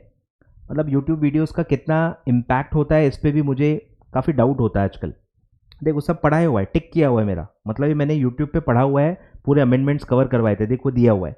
द कंप्लेनेंट में use the scores platform directly के लिए भी स्कोर्स प्लेटफॉर्म अब अलाउड है। एक अलग कैटेगरी है डायरेक्ट कंप्लेन करके, तो आप स्कोर्स प्लेटफॉर्म के थ्रू डायरेक्टली कंपनी को भी अप्रोच कर सकते हो, जिसमें सेबी का कोई लेना देना नहीं, उनका सिर्फ पोर्टल यूज किया जा रहा है, आए ख्याल में। और अगर 30 डेज में फिर वहां रिप्लाई नहीं आया तो फिर वो ऑटोमेटिक स्कोर्स प्लेटफॉर्म पे वो कंप्लेन रजिस्टर हो जाएगी। क्लियर है क्या? तो ये पूरा एक्सपेक्टेड था। ये जो थर्ड क्वेश्चन है एग्जैक्टली मतलब ये चीज आपसे एक्सपेक्टेड थी, इसीलिए आपने कुछ भी और लिखा है तो सब पे 0 दिया गया है। एग्जैक्ट जिसने डायरेक्ट कंप्लेन वर्ड लिखा हुआ है उन्हीं को मार्क्स मिले हैं। तो can the shareholder file complain on SCORES platform without first approaching to the company? तो आंसर है यस। सिर्फ यस लिखने से भी मार्क्स नहीं मिले हैं, डायरेक्ट कंप्लेन का ऐसा ऑप्शन है, ये बताना जरूरी है, ठीक है। तो यस डायरेक्टली ये मे का है, अवेलेबल है। कि आप कंप्लेन या ग्रीवेंस डायरेक्टली दे सकते हो। Such a complaint is called as direct complaint. और अगर 30 डेज में कंपनी का रिप्लाई नहीं आया तो ये अपने आप रजिस्टर हो जाएगी स्कोर्स प्लेटफॉर्म पे। तो ये पूरा पैराग्राफ आपसे एक्सपेक्टेड था, ठीक है। फिर ये भी मैंने देखो बताया हुआ था, विद इन 1 ईयर आप कॉज ऑफ कंप्लेन जो है, कॉज ऑफ एक्शन जो है, वहां से 1 ईयर के अंदर आप कंप्लेन लॉन्च कर सकते हो, ठीक है। तो इस पे ही क्वेश्चन था, तो ये सब मैंने पढ़ाया हुआ है, स्टिल बच्चों ने नहीं लिखा है, ठीक है। तो पूरा इसी पे क्वेश्चन था, क्लियर है। चलो आगे बढ़ते हैं, अब आगे बढ़ते हैं। चलो क्वेश्चन 2A, वीडियो थोड़ा लंबा जाएगा, आराम से पढ़ेंगे, एक ही वीडियो में खत्म करेंगे। चलो नेक्स्ट क्वेश्चन पे आ जाओ। Question 2A, the financial information of a listed company as on 31 March 18 is as follows. Authorise capital दिया हुआ है, पेड अप कैपिटल दिया हुआ है, जनरल रिजर्व्स दिए हुए हैं, DRR दिया हुआ है। Board of directors of your company pass resolution bye circulation for the buyback of shares to the extent of 9% of the company's paid up share capital and free reserves. You are required to examine the validity of the proposal with reference to provisions of company SEBI buyback regulation. मतलब इसमें दो चीजें, एक है resolution सही है क्या और लिमिट सही है क्या, दोनों चीजें। तो 9% है, मतलब वो 10% से कम है। बेस, चलो मैं बेस को अगर इग्नोर करूं, 10% पेड अप इक्विटी कैपिटल का होता है, यहाँ पेड अप शेयर कैपिटल का है, ठीक है, मैं बोल रहा हूं वो चलो एक साइडलाइन कर भी लें, तो 10% तक बोर्ड के पास अप्रूवल होता है। 10 के नीचे है तो बोर्ड रेजोल्यूशन से हो जाएगा। पर एक कौन सा बोर्ड रेजोल्यूशन चाहिए होता है? Board resolution passed at the meeting proper meeting hold करके रेजोल्यूशन पास करने के लिए कहा गया है लॉ में। बाय सर्कुलेशन अलाउड नहीं है। तो कंपनी ने यह गलती कर दी है, बोर्ड रेजोल्यूशन पास किया है लेकिन बाय सर्कुलेशन किया है, एक प्रॉपर मीटिंग होल्ड नहीं हुई है।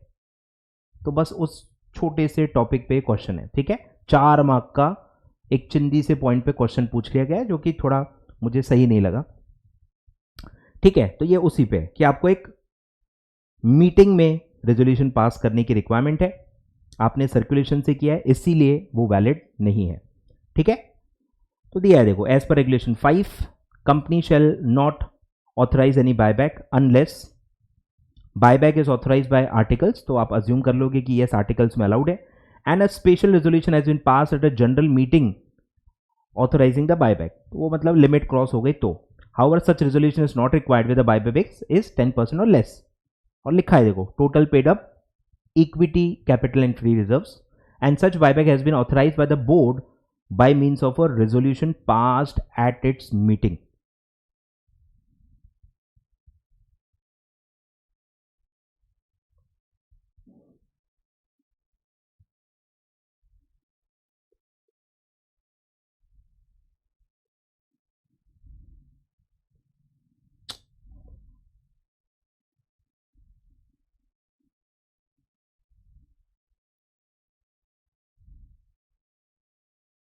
ठीक है, resolution passed at its meeting. काफी बच्चों ने इस पे गौर फरमाया नहीं है, तो resolution passed at its meeting ही जरूरी है।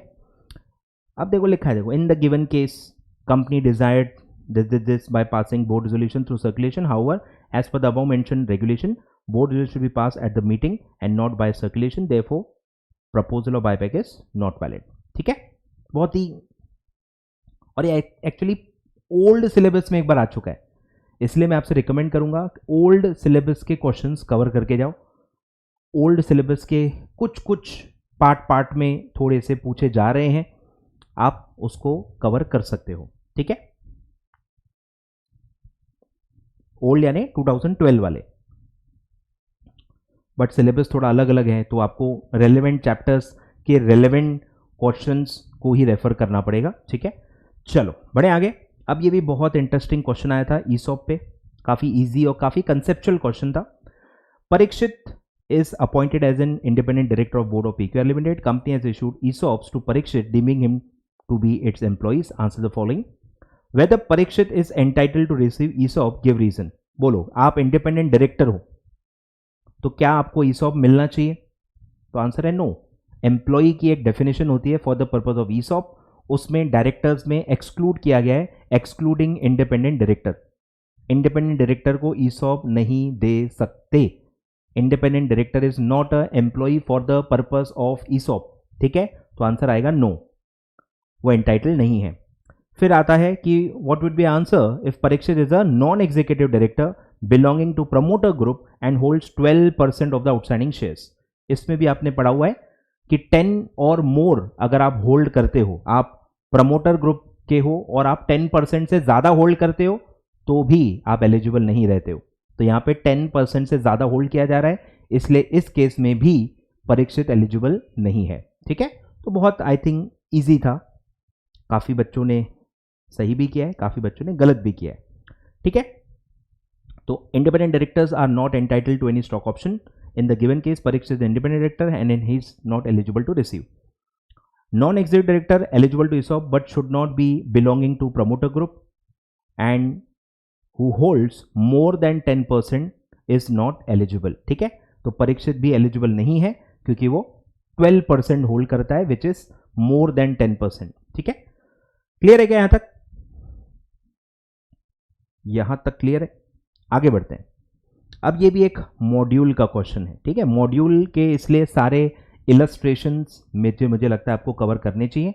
पास्ट में भी मॉड्यूल के इलस्ट्रेशंस क्वेश्चन में आ चुके हैं, तो मॉड्यूल के सारे इलस्ट्रेशंस प्लीज कवर कर लीजिए. ठीक है, मेरे लेक्चर बायस को भी मैं ये ऑलरेडी पढ़ा चुका था. ठीक है, आई जस्ट होप कि उन्होंने सही आंसर लिखा होगा. तो ये मॉड्यूल में दिया हुआ है, ध्यान दो.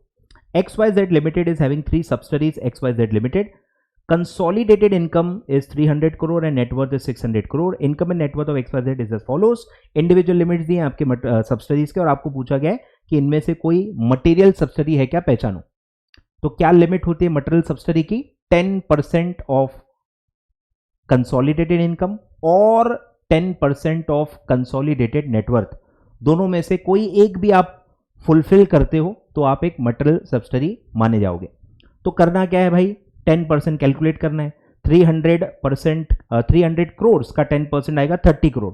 तो किसी भी सब्सिडरी का अगर इनकम 30 करोड़ और मोर है तो वो मटेरियल मानी जाएगी.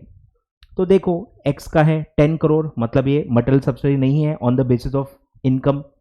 वाई का है 45, मतलब ये मटेरियल सब्सिडी मानी जाएगी on the basis of income criteria. Z का है 10, तो ये नहीं आएगी. तो इनकम के बेसिस पे y is a material subsidy. अब आप चेक करो नेटवर्थ के लिए. तो टोटल नेटवर्थ है कंसोलिडेटेड 600, इसका 10% आएगा 60 करोड़. तो किसी का भी इंडिविजुअल सब्सिडी का नेटवर्थ अगर 60 और मोर है तो मटेरियल सब्सिडी मानी जाएगी on the basis of net worth. तो ये आ गया 65, मतलब ये मटेरियल सब्सिडी मानी जाएगी.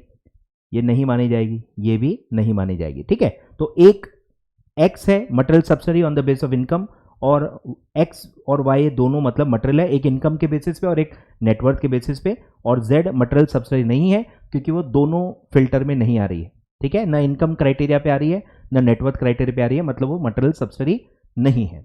ठीक है, तो सिंपल क्वेश्चन था, पढ़ा हुआ होगा तो बहुत आसानी से जवाब आपने दे दिया होगा. ठीक है, देख लो अच्छे से. मटेरियल सब्सिडी पे क्वेश्चन था. फिर एक ये डायरेक्ट क्वेश्चन था भाई, प्रोसीजर और टाइम बताओ अपील का. इजी क्वेश्चन था.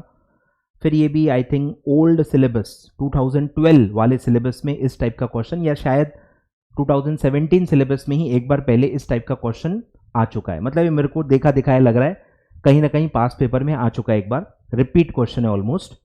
स्टिल काफ़ी बच्चों ने आंसर नहीं किया है. ठीक है, तो तैयारी थोड़ी सी और तगड़ी करो भाई. पास के सारे पेपर कवर करो. यहाँ पे मैं पहली बार कह रहा हूँ कि 2012 सिलेबस के भी कवर करो. मैंने कभी कहा नहीं है, बट मुझे दिख रहा है कि यार पूछा जा रहा है, तो आप जो जो टॉपिक्स कॉमन है 2012 और 2017 सिलेबस में, सेम टॉपिक्स के सारे क्वेश्चंस पास पेपर के कवर करके जाओ. ठीक है, तो क्या है क्वेश्चन, आ जाइए. NLR Limited approved buyback proposal of 2 lakh shares in a board meeting on 25th April 2019. Record date was fixed on 25th June. Record date का अलग ही इंपॉर्टेंस है बायबैक में, आपको पता होना चाहिए. तो रिकॉर्ड डेट है 25 जून. क्लोजिंग प्राइस आपको दोनों की दी है, बोर्ड मीटिंग के डेट की भी दी है, रिकॉर्ड डेट की भी दी हुई है. तो आपको पता होना चाहिए कि कौन सी प्राइस रिलेवेंट होती है, रिकॉर्ड डेट की।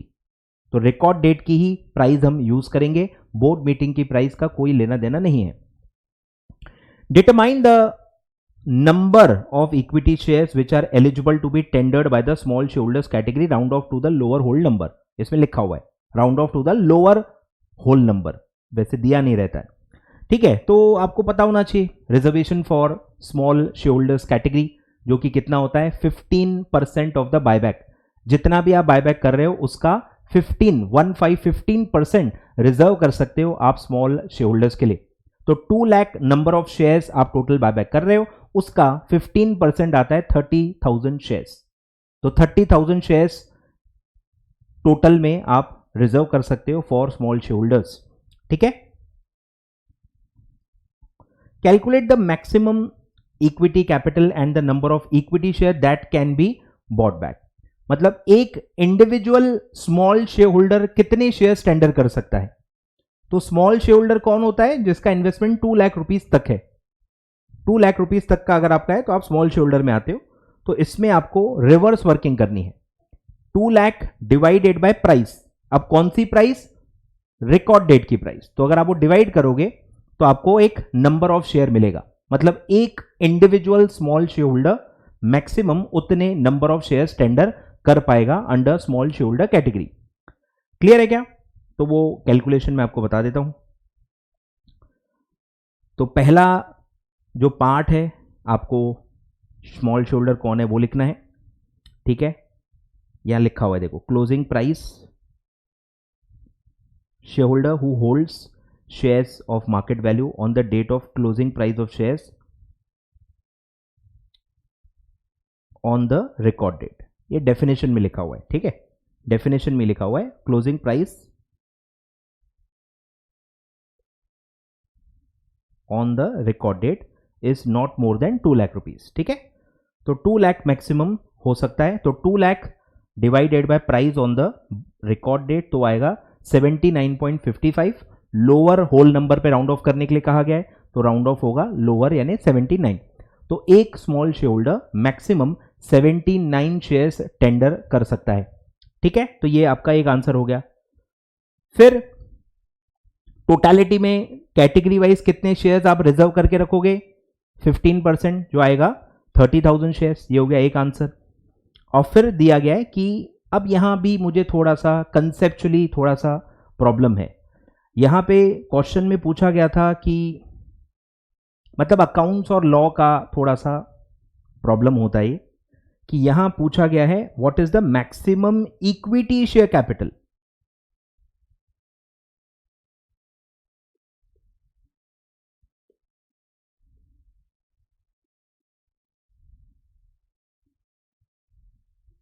Equity share capital.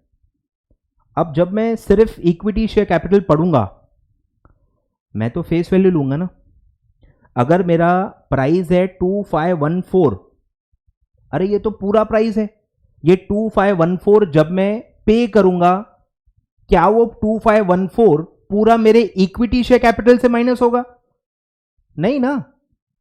Face value equity share capital से माइनस होती है और बचा हुआ रिजर्व्स में से माइनस होगा। तो ये अकाउंट्स और लॉ का थोड़ा मुझे कॉन्फ्लिक्ट लगा, तो इन्होंने पूरा का पूरा ले लिया है कि इक्विटी शेयर कैपिटल जो लेना है इन्होंने पूरा ले लिया है कि मैं 30,000 शेयर्स मैक्सिमम रिजर्व कर सकता हूं स्मॉल शेयर होल्डर्स के लिए। अब 30,000 शेयर्स पे एक एक को मैं कितना प्राइस दूंगा, 2514। तो इनटू 2514 करके पूरा अमाउंट है। ये एक्चुअली क्या है, पूरा अमाउंट जो आप पे करोगे। पर ऐसा पूछा नहीं है ना, पूछा गया है टोटल इक्विटी शेयर कैपिटल। तो ये थोड़ा सा मुझे अजीब लगा कि नंबर ऑफ शेयर्स तो ठीक है हमने निकाला 30,000, पर ये जो ये है ये पूरा प्राइस है। यहां लिखा है देखो मैक्सिमम इक्विटी शेयर कैपिटल, तो ये बेस मैच नहीं हो रहा। आप यहां पूरा प्राइस ले रहे हो और आप यहां लिख रहे हो इक्विटी शेयर कैपिटल, तो पूरा 2514 इक्विटी शेयर कैपिटल से माइनस नहीं होता है, सिर्फ फेस वैल्यू माइनस होती है, बाकी का पैसा रिजर्व्स एंड सरप्लस से हम माइनस करते हैं। क्लियर है ना। तो ठीक है, मतलब ये है एक इशू, मैंने आपको बता दिया। ठीक है, तो ये तीन चीजें आपसे पूछी गई थी कि एक स्मॉल शेयर होल्डर कितना टेंडर कर सकता है? 79 शेयर्स। स्मॉल शेयर होल्डर से आप कितने शेयर्स ले सकते हो? 30,000। और मैक्सिमम इक्विटी शेयर कैपिटल कितना बायबैक कर सकते हो स्मॉल शेयर होल्डर से? तो ये अमाउंट आएगा 7,54,21,500। ठीक है, तो ये था आपका बायबैक का क्वेश्चन। क्लियर है? यहां तक क्लियर है? देख लो भाई, यहां तक क्लियर है? बढ़े आगे, चलो।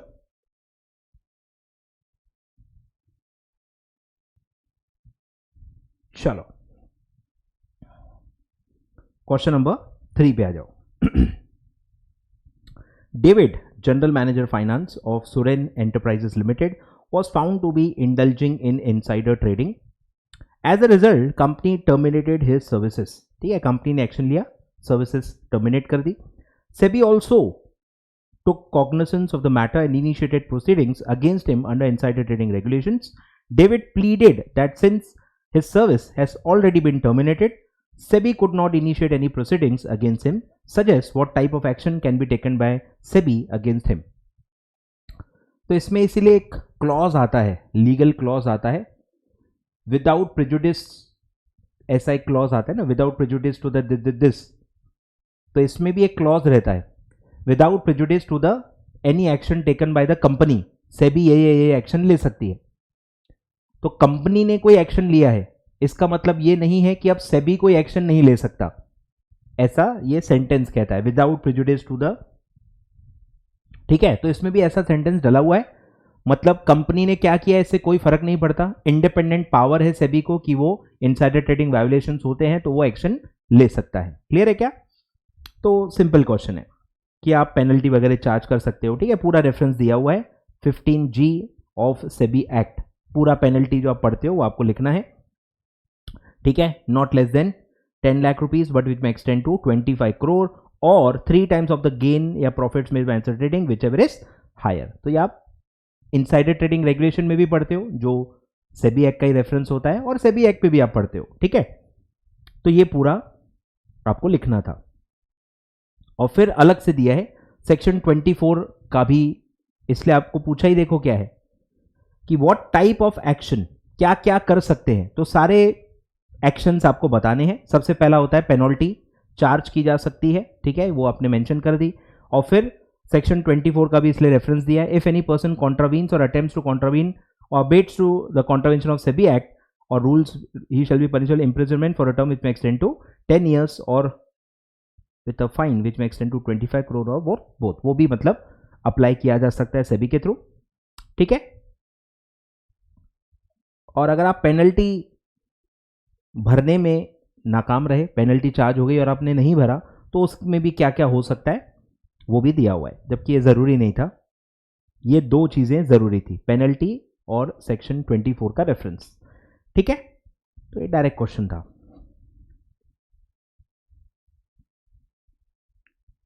बढ़े आगे. फिर ये सबसे इजी क्वेश्चन था, डीमोनेटाइजेशन क्या है और उसका प्रोसीजर क्या है. बहुत ही सिंपल क्वेश्चन था. और फिर एक सर्कुलर पे क्वेश्चन आया था, एक्सेस पर्सन करके, ये भी पढ़ाया हुआ था. तो ये भी काफ़ी बच्चों ने आंसर नहीं दिया है, कुछ कुछ ने ज़बरदस्त दिया भी है. 5 में से 4 भी काफ़ी बच्चों ने लिए हुए जिन्होंने पढ़ा हुआ था. SEBI has come out with the modified provisions of investment and trading in securities by employees of AMC and trustees of mutual funds. Explain briefly the concept of the excess person. ठीक है, तो excess person का इसमें concept लाया गया है, mutual funds में आया था. ठीक है,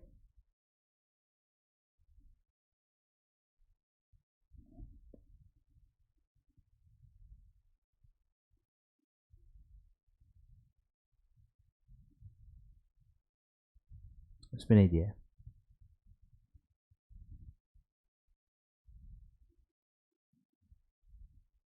ये वाला एक्चुअली डेजिग्नेटेड पर्सन उसको कहा गया है. यहाँ पे एक्सेस पर्सन के नाम से पूछा हुआ है, तो ये वाले क्लॉज पे था और ये क्लॉज पढ़ाया हुआ था. ठीक है, ध्यान दो. तो क्या है,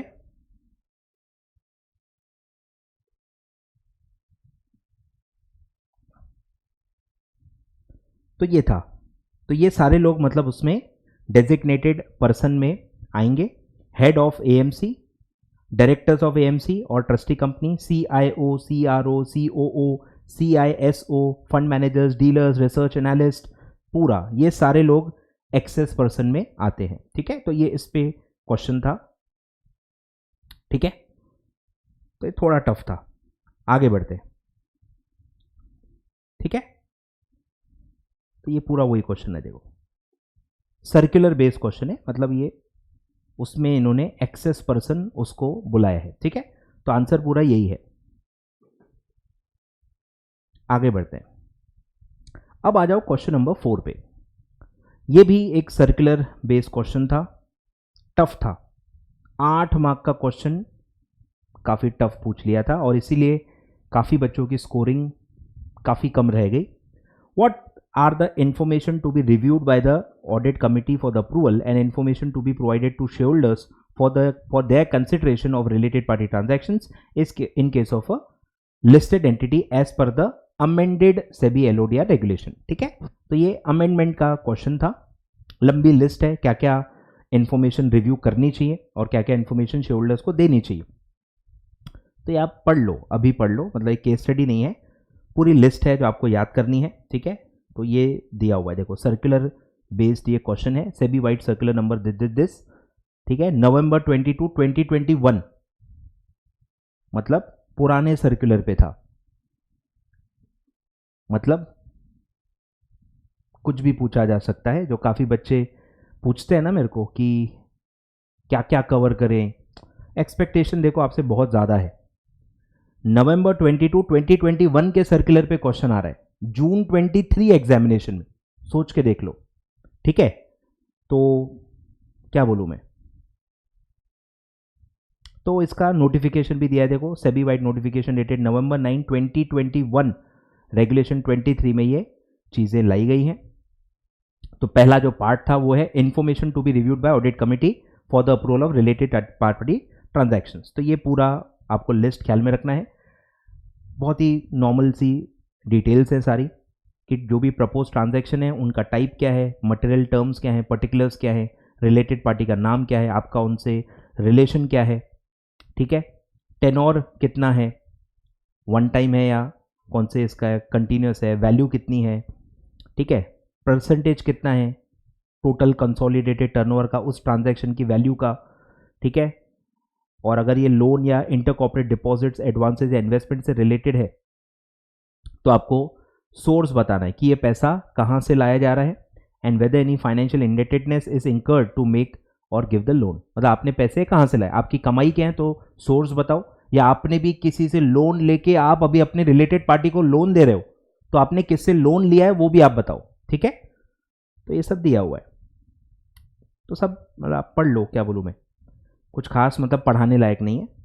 और फिर है information to be provided to share holder, 2 parts है, इसलिए 8 मार्क का क्वेश्चन आपको पूछा गया कि ये सारी इन्फॉर्मेशन आपको शेयर होल्डर्स को देनी है with regard to related party transactions. ठीक है, दोनों अलग अलग है, तो ये आप कवर कर लेना आराम से। फिर आते हैं बी पे, ये काफ़ी अच्छा है, इसमें भी मेरा एक हल्का सा प्रॉब्लम है, मैं आपको बता देता हूँ, जो मुझे इंस्टीट्यूट से भी एक्चुअली क्लैरिफाई करना है, बट देखूंगा मैं, ईमेल करके मैं देख लूँगा, आप भी ईमेल कर लेना, मैं आपको बताता हूँ क्या इशू है। क्वेश्चन है बायबैक, मैक्सिमम बायबैक के कैलकुलेशन का। ठीक है, अच्छे से मैं समझा देता हूँ, बस एक माइनर सा मुझे कन्फ्यूजन है, बाकी सारी चीज़ें सॉर्टेड है। तो जो इंस्टीट्यूट के इसमें दिया हुआ है हम उसके हिसाब से समझ लेते हैं और हम उसके हिसाब से चलेंगे। ठीक है, सभी के पेपर में आपको इसी तरह से चलना है, जो मैं भी आपको बता रहा हूँ जो इंस्टीट्यूट ने दिया हुआ है, ध्यान दो, क्योंकि इस टाइप का क्वेश्चन फिर से आ सकता है। ठीक है, दिसंबर या जून कभी भी आ सकता है, इवन न्यू सिलेबस में भी आ सकता है, तो अच्छे से पढ़ के जाओ। Financial data of listed company Sunrise Limited as on 31 March 2021।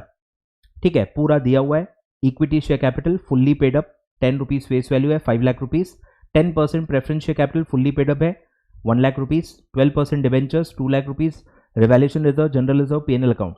Company wanted to place proposal before the board for buyback of its equity shares and also simultaneously redeem the entire preference share capital. You as the company secretary advise the board on the following issues.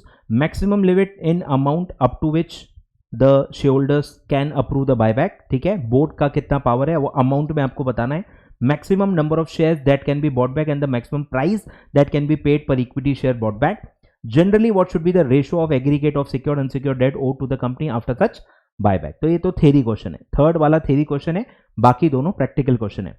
तो आपने law क्या पढ़ा है पहले बताओ।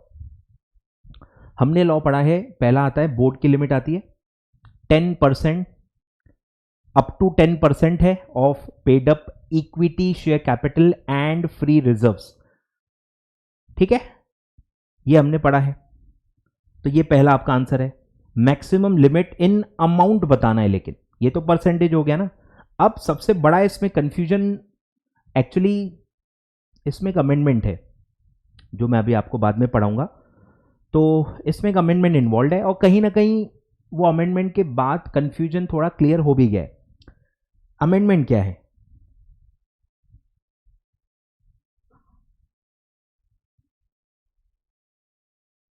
एक second, ठीक है। तो ये रेगुलेशन है 4, मैं पहले पढ़ के बता देता हूं। Maximum limit of any buyback shall be 25% और less of the aggregate paid up capital and free reserves of the company. अब ये जो अमेंडमेंट आया है ये तो ठीक है। एक एक्सप्लेनेशन अभी ऐड हुआ है, पहले जून 23 के एग्जाम में ये नहीं था, इसलिए वहां एक कंफ्यूजन था। अब ध्यान दो, अब आगे के एग्जाम्स में क्या चेंज होने वाला है, ये एक्सप्लेनेशन ऐड हुआ है। देखो 6 नंबर लिखा हुआ है, 6 नंबर अगर आप देखोगे तो 9 मार्च 2023 पे आया है, मार्च 2023, मतलब ये जून 23 में अप्लीकेबल नहीं था, लेकिन अब ये दिसंबर 23 एंड ऑनवर्ड्स अब ये अप्लाई हो रहा है और इससे कैलकुलेशन पे अफेक्ट हो रहा है। तो क्या एक्सप्लेनेशन है, ध्यान दो, मतलब ये पहले नहीं था, आपको ध्यान देना है।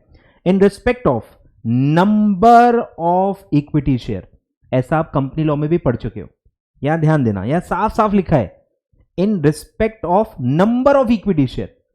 जब भी आप नंबर ऑफ इक्विटी शेयर निकालना चाहोगे जो आप बायबैक कर सकते हो, number of equity shares bot back in any financial year, maximum limit shall be 25%। काय का? नंबर ऑफ शेयर्स का, टोटल जितने भी आपके नंबर हैं उसका 25% निकालना पड़ेगा, ये निकालने के लिए कि कितने नंबर ऑफ शेयर्स आप बायबैक कर सकते हो maximum, and be construed with respect to total paid up equity capital of the company in that financial year. मतलब यहां पे क्लियर है कि ऊपर का जो पेड अप कैपिटल है वो इक्विटी कैपिटल ही आएगा। तो ये एक्सप्लेनेशन आने के बाद अब कंफ्यूजन नहीं है। पहले कंफ्यूजन था कि यार ये ऊपर पेड अप शेयर कैपिटल लिखा है तो इसमें प्रेफरेंस शेयर्स भी आएंगे या नहीं आएंगे, ठीक है, ये कंफ्यूजन था। क्लियर है क्या? आगे बढ़ते हैं। तो लेट्स स्टार्ट कि कैसे देखो आंसर करना है। नंबर 1, यहां पे इंस्टीट्यूट ने देखो लिया हुआ है प्रेफरेंस, लिया हुआ है,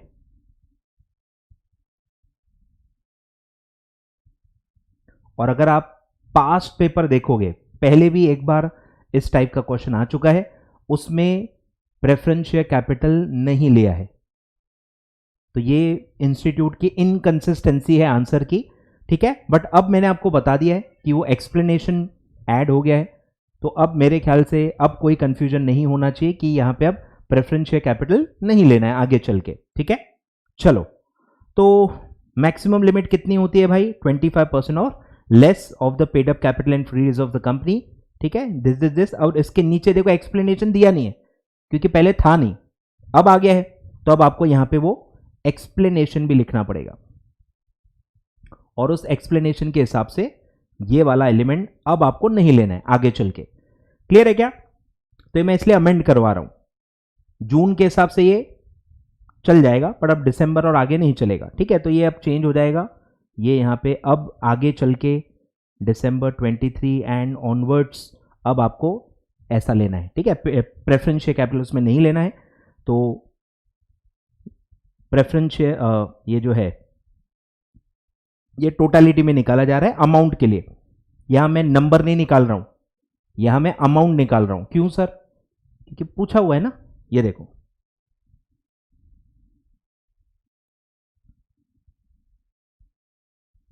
इन अमाउंट, तो इन अमाउंट ही निकालना पड़ेगा ना, ठीक है। तो इन अमाउंट पूछा है तो मैं इसलिए टोटल निकालूंगा। पेड अप शेयर कैपिटल जो कि इक्विटी लेंगे और प्लस रिजर्व्स, ठीक है, फ्री रिजर्व्स। तो जनरल रिजर्व और पीएनएल ये दोनों फ्री रिजर्व्स में आते हैं। Revaluation reserve is not a free reserve, आपको पता ही होगा, ठीक है। और क्या क्या दिया है, ठीक है, ये नहीं लेंगे। रिवैल्यूएशन रिजर्व हर जगह कहीं भी यूज नहीं कर सकते हैं, आपने पढ़ा ही होगा। इवन फ्री रिजर्व की डेफिनेशन पढ़ोगे तो उसमें भी स्पेसिफिकली हटाया गया है कि रिवैल्यूएशन रिजर्व फ्री रिजर्व नहीं होती है, ठीक है। तो जनरल रिजर्व पीएनएल दोनों फ्री रिजर्व्स में नॉर्मली आती हैं। क्लियर है क्या? तो पहले हमने पेड अप में इक्विटी लेंगे और रिजर्व्स लेंगे, तो वो आएगा 9 लाख। 9 लाख का 25%, तो वो कितना आएगा? 2,25,000। तो आप इतने अमाउंट का बायबैक कर सकते हो, मतलब इतना अमाउंट आप पे कर सकते हो for buyback. Number of shares नहीं है ये total amount that can be spent for buyback है, ठीक है। अब सेकंड में आपसे वही पूछा है कि नंबर बताओ, in respect of number of equity share bought back in any financial year maximum limit shall be 25%। अब ये देखो, ये एक्सप्लेनेशन दिया हुआ है, जबकि ये इंसर्ट ही 9 मार्च 2023 में हुआ है, पर यहां दिया हुआ है, देखो यही वाला एक्सप्लेनेशन है, दिया हुआ है कि नंबर के लिए आपको 25% लेना है और should be constitute with respect to paid up equity capital in that financial year. तो इसीलिए इन्होंने ये ऊपर का ये लिया है कि इक्विटी कैपिटल का आपको 25% लेना पड़ेगा। तो 5 लाख ही सिर्फ लिया है, देखो नंबर निकालने के लिए। आई जस्ट होप कि आप फर्स्ट पार्ट और सेकेंड पार्ट में फर्क समझ रहे हो। फर्स्ट पार्ट में हम अमाउंट निकाल रहे हैं, सेकेंड पार्ट में अब नंबर ऑफ शेयर्स निकाल रहे हैं। दोनों में बहुत बड़ा फर्क है। जब आप अमाउंट निकालोगे तो आपको टोटल लेना है, total paid up equity capital and free reserves, और जब आप नंबर कैलकुलेट करोगे तो आपको ये लेना है। अब इसमें भी एक्सप्लेनेशन जब आप देखोगे तो एक्सप्लेनेशन में साफ लिखा है कि वो नंबर के लिए है, वो अमाउंट के लिए नहीं है। मतलब कंफ्यूजन स्टिल है मुझे इसीलिए कि जब हम अमाउंट कैलकुलेट करेंगे, amount that can be bought back, उसमें paid up equity paid up preference share capital लेना है कि नहीं लेना है, ये अभी भी मेरे ऊपर है कंफ्यूजन, ठीक है। तो यहां लिया हुआ है अमाउंट वाले में, अमाउंट वाले में लिया हुआ है ये वाला नंबर ऑफ शेयर्स है। नंबर ऑफ शेयर में तो अब एक्सप्लेनेशन आ गया है, एक्सप्लेनेशन आने के बाद नंबर ऑफ शेयर में तो अब कोई कंफ्यूजन नहीं है। नंबर ऑफ शेयर में साफ साफ लिखा है paid up equity share capital का लेना है। तो पेड अप इक्विटी कैपिटल कितना है? 5 लाख है। और एक शेयर कितना, एक शेयर बायबैक अगर आप करते हो तो पेड अप कैपिटल कितने से कम होता है? फेस वैल्यू से। तो इसीलिए उन्होंने फेस वैल्यू से डिवाइड किया है। तो टोटल आपके मतलब नंबर ऑफ शेयर कैलकुलेट किए गए। मेरे नंबर ऑफ शेयर कैपिटल कितने आएंगे? 50,000। 5 लाख डिवाइडेड बाय 10, मेरे 50,000 नंबर ऑफ शेयर्स हैं, उसका 25% मतलब 12,500, ठीक है। तो ये जो एक्सप्लेनेशन की लाइन है उसको हम अप्लाई कर रहे हैं कि नंबर निकालते समय 25% लेना है नंबर का। नंबर निकाल रहे तो नंबर का ही 25 लेंगे ना भाई। सोच के देखो, ये भी काफी बच्चों को कंफ्यूजन होता है कि सर डिवाइडेड बाय 10 क्यों किया है। अरे भाई हमको नंबर निकालने हैं, तो हमको पहले नंबर ऑफ टोटल शेयर्स कितने आउटस्टैंडिंग है वो निकालने हैं और उसका 25 लेंगे ना। अमाउंट का 25% लोगे तो वो भी अमाउंट निकलेगा, वो नंबर थोड़ी रहेगा। नंबर का परसेंटेज निकालोगे तो नंबर आएगा ना भाई। तो पहले नंबर निकालना पड़ेगा कि मेरा 5 लाख का कैपिटल है, एक शेयर 10 रुपए का है, तो मेरे नंबर ऑफ शेयर्स कितने होंगे? 50,000, उसका 25% मतलब 12,500 शेयर्स मैक्सिमम में बायबैक कर सकता हूं। और क्या प्राइस पे आप ले सकते हो वो भी निकाल के दिया है कि आप कितना बायबैक कर सकते हो। रिवाइज नंबर अगर मैं कहूं 2,25,000 तो उसको आप डिवाइड कर लो 12,500 से, तो आप कितने प्राइस पे बायबैक कर सकते हो मैक्सिमम, ये भी आप निकाल सकते हो। 18, अभी आप 18 के हिसाब से चल लो, ठीक है। तो मेरा यहां पे क्या अजम्पशन है कि paid up preference share capital not to be counted. ठीक है, मैं ये हिसाब से नंबर चेंज करवा रहा हूं। क्लियर है क्या? तो amount of buyback divided by number of shares that can be bought back से आप निकाल सकते हो price that can be paid for buyback maximum. ठीक है, और फिर ये तो आपको पता ही है 2:1 debt equity ratio after buyback should be 2:1। अभी इतना सारा नहीं भी लिखा है तो भी इंस्टीट्यूट ने मार्क्स दिए हैं, सिर्फ 2:1 भी लिख दिया तो भी मार्क्स दे दिए।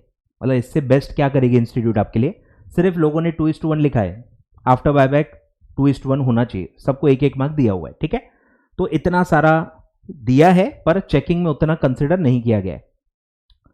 क्लियर है क्या? तो इन सब से अपन क्या क्रक्स निकालेंगे कि number of shares and price at विच आप बायबैक कर सकते हो, ये दोनों में अब कोई दिक्कत नहीं है। दिक्कत है अभी भी अमाउंट ऑफ बायबैक निकालने में।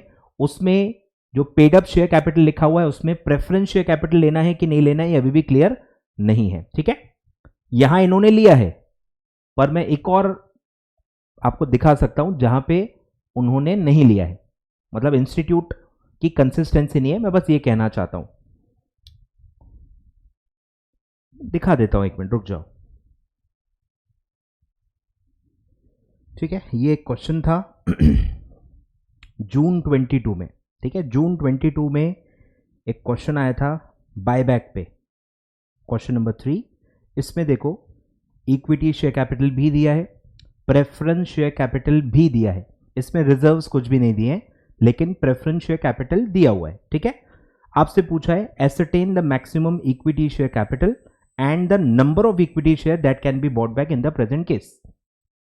है सिमिलर सिचुएशन है, सिमिलर क्वेश्चन है। इंस्टीट्यूट का आंसर क्या है देख लो।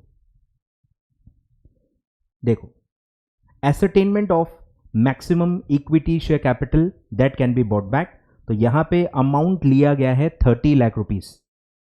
30 लाख रुपीस जो कि कितना है देखो क्या है, 30 लाख रुपीस आपका सिर्फ इक्विटी शेयर कैपिटल है। अगर प्रेफरेंस शेयर कैपिटल भी लेना होता है जो कि जून 23 में लिया हुआ है तो इन्होंने 30 लाख प्लस 5 लाख 35 लाख लेना चाहिए था।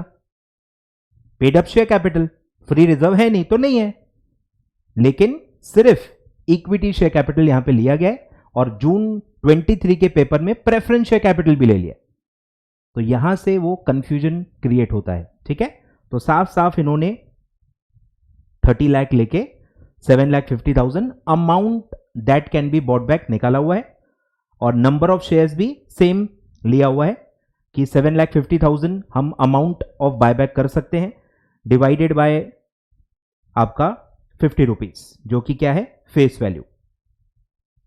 फेस वैल्यू से डिवाइड करके इन्होंने लिया हुआ है जो कि ठीक है, मतलब आप यहां से भी निकाल सकते हो। देखो 30 लाख डिवाइडेड बाय 50 मतलब यहां नंबर ऑफ शेयर्स कितने होंगे 60,000। 30 लाख डिवाइडेड बाय 50 करोगे तो 60,000 आएगा।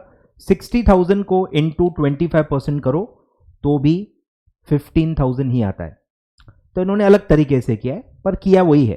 ठीक है, मतलब number of shares that can be bought back में कोई दिक्कत नहीं है, total number of equity shares निकालने हैं इंटू 25% कर लेना है तो आपको number of equity shares that can be bought back वो आप निकाल सकते हो, उसमें कोई कंफ्यूजन नहीं है। ठीक है, चलो आगे बढ़ते हैं।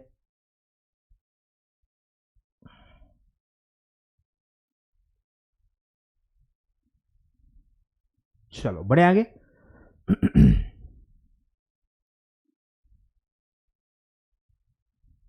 तो ये हो गया बायबैक का क्वेश्चन। ठीक है,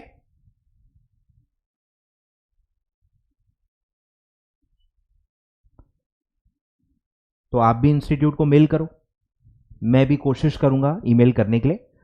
president@icsi.edu आप ईमेल कर सकते हो और इसमें क्लैरिफिकेशन मांग सकते हो कि while calculating the amount maximum amount that can be bought back whether we have to include preference share capital in the calculation or not, ये आप क्लैरिफिकेशन मांग लो। एग्जाम के पहले आ गया तो अच्छी बात है। ठीक है, चलो अब आगे बढ़ते हैं। अब आ जाओ पार्ट 2 पे। पार्ट 1 पूरा हमारा हो गया। ठीक है, अब आते हैं कैपिटल मार्केट्स पे। ठीक है, तो इसमें टिपिकल क्वेश्चन है, टिपिकल जो आता है वैसा ही आया है। तो न्यूमेरिकल देखते हैं, आ जाओ। R purchases following European option, मतलब जो ड्यूरेशन जो खत्म हो जाता है 30 डेज का है, तो एंड ऑफ 30 डे पे ही आप ऑप्शन को एक्सरसाइज कर सकते हो, वो होता है European option. Of MK tech limited and European option of जायंटिक जायंटिक जो भी बोलो limited, what decision he would take on expiry, क्योंकि ये यूरोपियन ऑप्शन है। If the share price of MK closes at 1100 and जायंटिक closes at 590 in the following situation, ignore any premium paid. अब यहां देखो बच्चों ने क्या किया, मैं आपको बता देता हूं। काफी बच्चों ने ऑप्शंस क्या होते हैं वो भी एक्सप्लेन कर दिया है, दो टाइप के जो ऑप्शंस हैं वो भी एक्सप्लेन कर लिया है। अरे वो पूछा ही नहीं है, वो सिर्फ बताया है कि भाई ये यूरोपियन ऑप्शन है, आपसे पूछा थोड़ी है कि यूरोपियन ऑप्शन एक्सप्लेन करो, जबरदस्ती लिख दिया है। ऑप्शन ये होता है, टाइप्स ऑफ ऑप्शन, ये ऑप्शन, वो option, call option, put option. अरे ये सब नहीं पूछा है भाई, प्रैक्टिकल क्वेश्चन है वो, जरूरी नहीं है एक एक पेज दो दो पेज भर के लोगों ने लिखा है। अरे जरूरत ही नहीं थी, सिर्फ ऊपर पूछा है करेंसी फ्यूचर्स क्या है, वो आप एक पेज लिख सकते हो, 1 या 2 मार्क उसका मैक्सिमम वेटेज होता है। 4 नीचे ABCD है, मतलब 4 मार्क तो यही हो गए, मतलब ऊपर करेंसी फ्यूचर मतलब 1 ही मार्क का है। 1 मार्क के लिए आप 2-3 पॉइंट्स लिख सकते हो, उसके लिए भी लोगों ने 2-2 पन्ने भरे हैं। अरे वो 1 या 2 मार्क का ही है भाई, 2-2 पन्ने भरने की जरूरत नहीं थी। ठीक है, लेंथ पे भी आपको ध्यान देना है। तो बेसिकली ध्यान दो क्या है। अच्छा, इसमें एक और बहुत ही बढ़िया मिस्टेक की है बच्चों ने, बढ़िया की है, मतलब मैंने कभी सोचा भी नहीं कि यार आप ऐसी भी मिस्टेक कर सकते हो। मतलब मेरा पूरा जो मिथ था वो भी हट गया है कि लोगों ने क्या किया है कि देखो लिखा हुआ है, ध्यान दो क्या लिखा है, देखो what decision he would take on expiry if the share price of MK closes at 1100 and 590। ये 1100 और 590 क्या है, ये मार्केट प्राइस है एट द एक्सपायरी, ये मार्केट प्राइस है।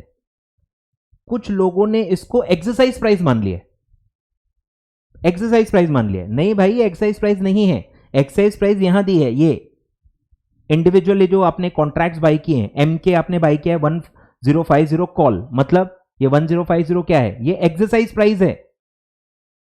कॉल यानी राइट टू बाय, तो आप 1050 पे बाय कर सकते हो, ये एक्सरसाइज प्राइस है। लोगों ने वो मार्केट प्राइस को एक्सरसाइज प्राइस ले लिया है और एक्सरसाइज प्राइस को मार्केट प्राइस ले लिया है। मतलब ये भयंकर गलती की है, मतलब मेरे को यकीन ही नहीं हुआ 2 मिनट के लिए कि यार ये क्या किया है अब, और उनको पूरा जीरो मिला है, पूरा का पूरा जीरो मिला है। भले उनका आंसर भी राइट होगा, एक्सरसाइज करना चाहिए नहीं करना चाहिए, लेकिन उन्होंने अदला बदली कर दी, कंसेप्चुअली बहुत बड़ी मिस्टेक थी वो। ठीक है, तो आपको ऐसा नहीं करना है। क्लियर है क्या? तो अब हम सोचेंगे कैसे, बोलो। पहला है एमके, एमके का क्लोजिंग प्राइस कितना है 1100। बोलो कैसे सोचेंगे, इसमें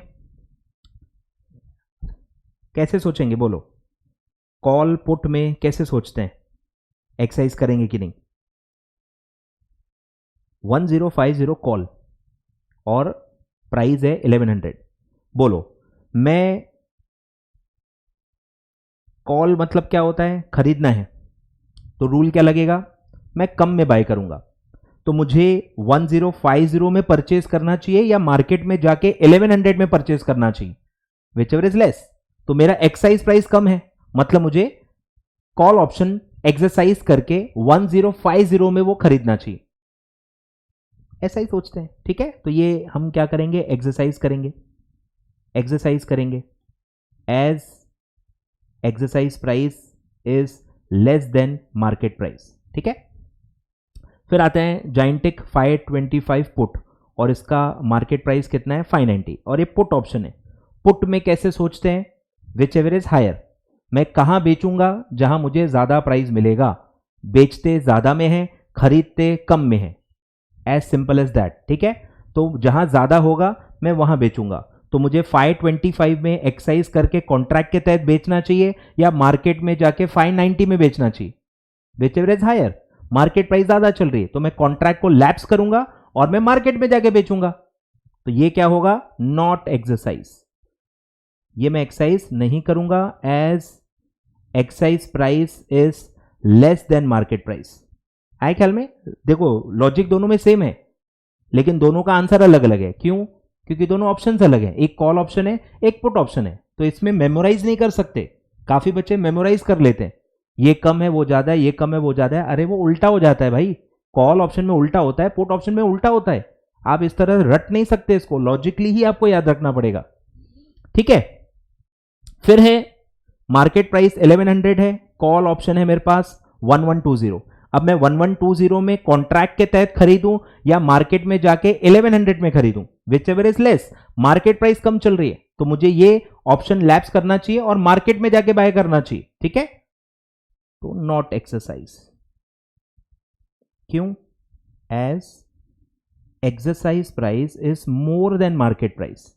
एक्सरसाइज प्राइस ज्यादा है, मैं ज्यादा में नहीं खरीदूंगा, इसलिए मैं उसको लैप्स कर दूंगा और मार्केट में जाके खरीदूंगा। फिर है 580 put.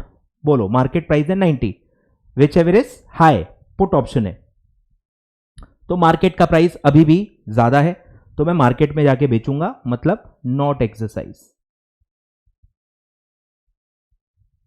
As excise price is less than market price. ठीक है, तो ऐसा आपको लिखना था। अब कुछ बच्चों ने यह भी गलती की है कि अलग ही वर्ड यूज किया है, यूज, ऐसा कुछ वर्ड कुछ बच्चों ने यूज किया है। Contract should be used, option should be used. अरे यूज्ड वर्ड कहां से आ गया भाई? एक्साइज वर्ड होता है ना, ऑप्शन एक्साइज होता है। तो आपको साफ साफ पूछा है what decision he would take on expiry. Decision क्या होता है भाई? मैं ऑप्शन एक्साइज करूंगा या नहीं करूंगा, बस यही पूछा था। अब इसमें कहीं पूछा है गेन या वो बताओ प्रॉफिट लॉस पूछा है क्या? नहीं, वो भी लोगों ने निकाल के रखा है, प्रॉफिट लॉस भी निकाल के रखा है। अरे पूछा ही नहीं है भाई, कहां पूछा है मुझे बताओ? है कहीं गेन और लॉस निकालो पूछा है? सिर्फ पूछा है what decision he would take on expiry. Option में क्या डिसीजन लेते हैं भाई? मैं एक्सरसाइज करूंगा या मैं एक्सरसाइज नहीं करूंगा, खत्म। प्रॉफिट लॉस पूछा ही नहीं है। ठीक है, no profit loss, no profit loss, profit loss पूछा ही नहीं था, जबरदस्ती कैलकुलेट करके आ गए बच्चे। तो यहां तक क्लियर है क्या? यहां तक क्लियर है क्या? आगे बढ़ते हैं।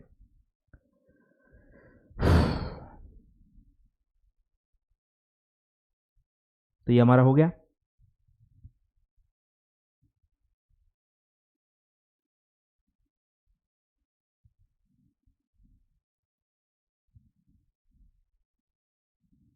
बढ़े आगे, तो ये हो गया। फिर बाकी तो डायरेक्ट क्वेश्चंस थे।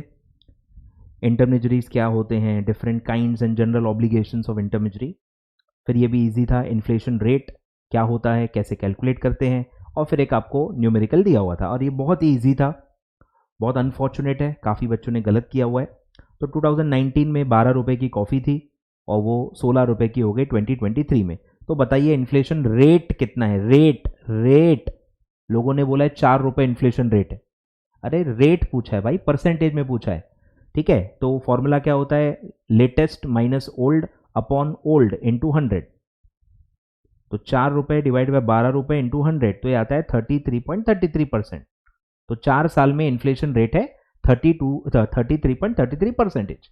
बहुत ही बेसिक था ये, स्टिल काफी बच्चों ने गलती की है। क्लियर है? आगे बढ़ते हैं। एक और न्यूमेरिकल आया है, ये वाला पढ़ते हैं। आ जाओ, थोड़ा अलग है। रोशिवी wants to invest in a share of blue chip companies. However, due to expected outbreak of war between two countries, investment advisor suggested him to invest through the option contract. He expects that the price of shares will go down in the near future. ये काफी important line है। उसको लगता है कि price कम होगा, ठीक है, और उसको इन्वेस्ट करना था, invest through the option contract. तो आपसे पूछा है व्हाट ऑप्शन कॉन्ट्रैक्ट, कॉल या पुट ही शुड बाय। बोलो। तो ये बहुत ही डीप क्वेश्चन था, बहुत ही कंसेप्चुअल क्वेश्चन था, बहुत ही अलग क्वेश्चन था। ठीक है, तो ये आपसे एक्सपेक्टेड नहीं था कि आप कर पाओगे। बोलो क्या है कॉल और पुट लेने के पीछे क्या सोच होती है? कि आगे देखो मुझे प्राइस अगर लग रहा है कम होगा, सपोज मुझे खरीदना है और प्राइस कम होगा, तो मेरे को तो कोई टेंशन ही नहीं है ना। प्राइस कम हो रहा होने वाला है आगे, तो टेंशन कब आता है, सोच के देखो। ऑप्शन में हम दोनों तरीके से कर सकते हैं, कॉल ऑप्शन भी इन्वेस्ट होता है, पुट ऑप्शन भी इन्वेस्ट कर सकते हैं, वो अलग है। तो अगर प्राइस कम होने वाला है और मुझे कोई चीज खरीदनी है तो क्या दिक्कत है, प्राइस कम ही होगी ना, आगे चल के मैं खरीद लूंगा। तो प्राइस कम होने वाले हैं तो खरीदने में दिक्कत नहीं होती है। अगर आपको बेचना है और आगे चल के प्राइस कम होने वाली है तो आपको दिक्कत होगी, समझने में टाइम लगेगा, ठीक है। तो अगर मुझे कोई चीज आगे चल के बेचनी है और मुझे डर है कि आगे चल के प्राइजेस कम होने वाले हैं, तो आज जो मैं पैसा लगा रहा हूं वो मैं आगे चल के बेचूंगा ना। और अगर आगे चल के मुझे लग रहा है प्राइस कम होने वाली है तो मुझे कौन सा ऑप्शन खरीदना चाहिए, put option, right to sell. आज मैं इन्वेस्ट कर लूंगा और आगे चल के पुट ऑप्शन के थ्रू मैं अपने आप को प्रोटेक्ट कर लूंगा। आगे चल के प्राइस कम भी हुई तो मेरे को कोई टेंशन नहीं है, क्योंकि मेरे पास पुट ऑप्शन है, मैं उसको एक स्पेसिफाइड प्राइस पे बेच सकता हूं। आए कुछ समझ में? तो पुट ऑप्शन यहां पे एप्लीकेबल होगा।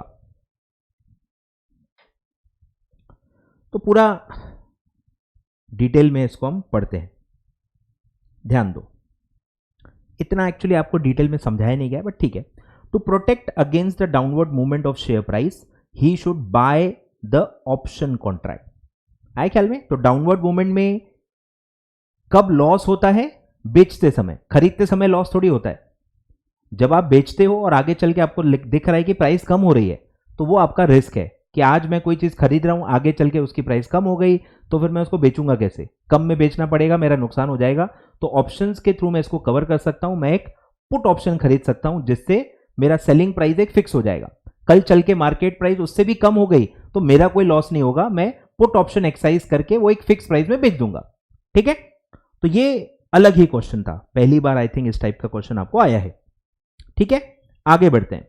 फिर है if the present futures contract of Maxwell Limited are traded at 100 rupees and put option involves a cost of 1.5% based on the strike price during the month the war was declared and the price of shares went down to 97, ठीक है। Price actually कम हो गए, 97 हो गए।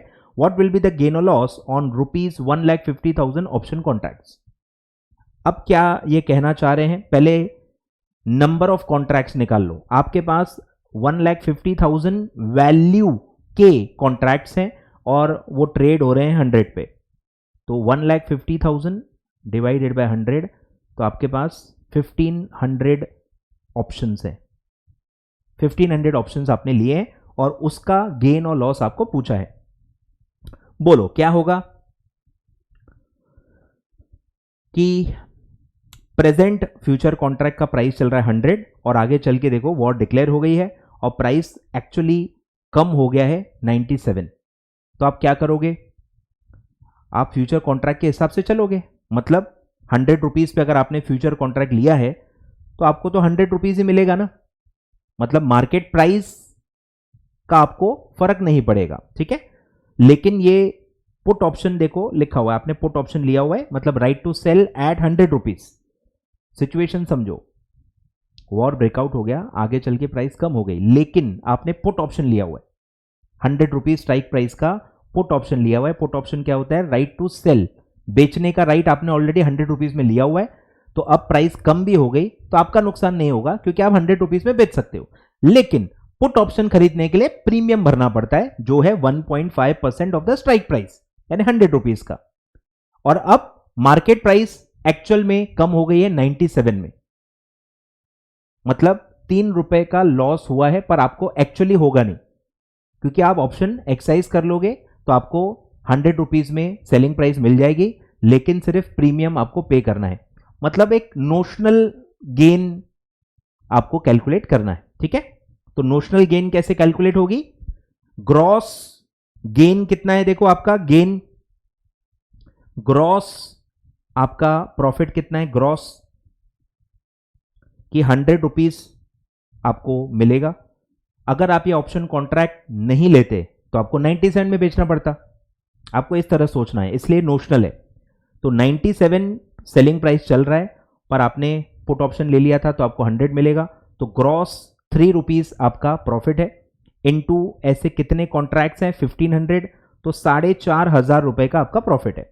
ये लिया है, देखो गेन ऑन ऑप्शन 3 रुपए इंटू, मतलब ये रुपीज में लिया है, और ये थोड़ा अजीब लिया है इसलिए मैंने आपको अलग से बताया हुआ है कि आपको पहले 1500 ऑप्शंस कैलकुलेट करना पड़ेगा और एक एक पे 3 रुपीज का गेन है, तो 4500 का आपका ग्रॉस गेन है। अब पुट ऑप्शन जो आपने खरीदा है वो फ्री में नहीं है, उसमें प्रीमियम भरा हुआ है, वो आपको माइनस करना पड़ेगा। तो प्रीमियम जो पे हुआ है 1,50,000 की पूरी वैल्यू है, उस पे 1.5% डायरेक्टली आप ले सकते हो, या आप पर कॉन्ट्रैक्ट के हिसाब से भी चल सकते हो कि मेरा एक कॉन्ट्रैक्ट 100 रुपीज का है इंटू 1.5% यानी 1.5 रुपीज, तो 1.5 रुपीज पर कॉन्ट्रैक्ट, और ऐसे 1500 कॉन्ट्रैक्ट्स मेरे पास है तो वो भी उतना ही आएगा 2250। तो 2250 माइनस कर लूंगा तो बचा हुआ मेरा गेन आएगा, नेट गेन 2250। क्लियर है क्या? तो ये थोड़ा अलग क्वेश्चन है, बहुत अलग है, और सेल्फ स्टडी वाले बच्चों को बहुत टाइम लगेगा समझने में। ठीक है, तो ऐसा है। क्लियर है? लिख लो। हाँ, ये इस टाइप से कैलकुलेशन फिर भी थोड़ा सा इजी लगेगा आपको, लिख लो।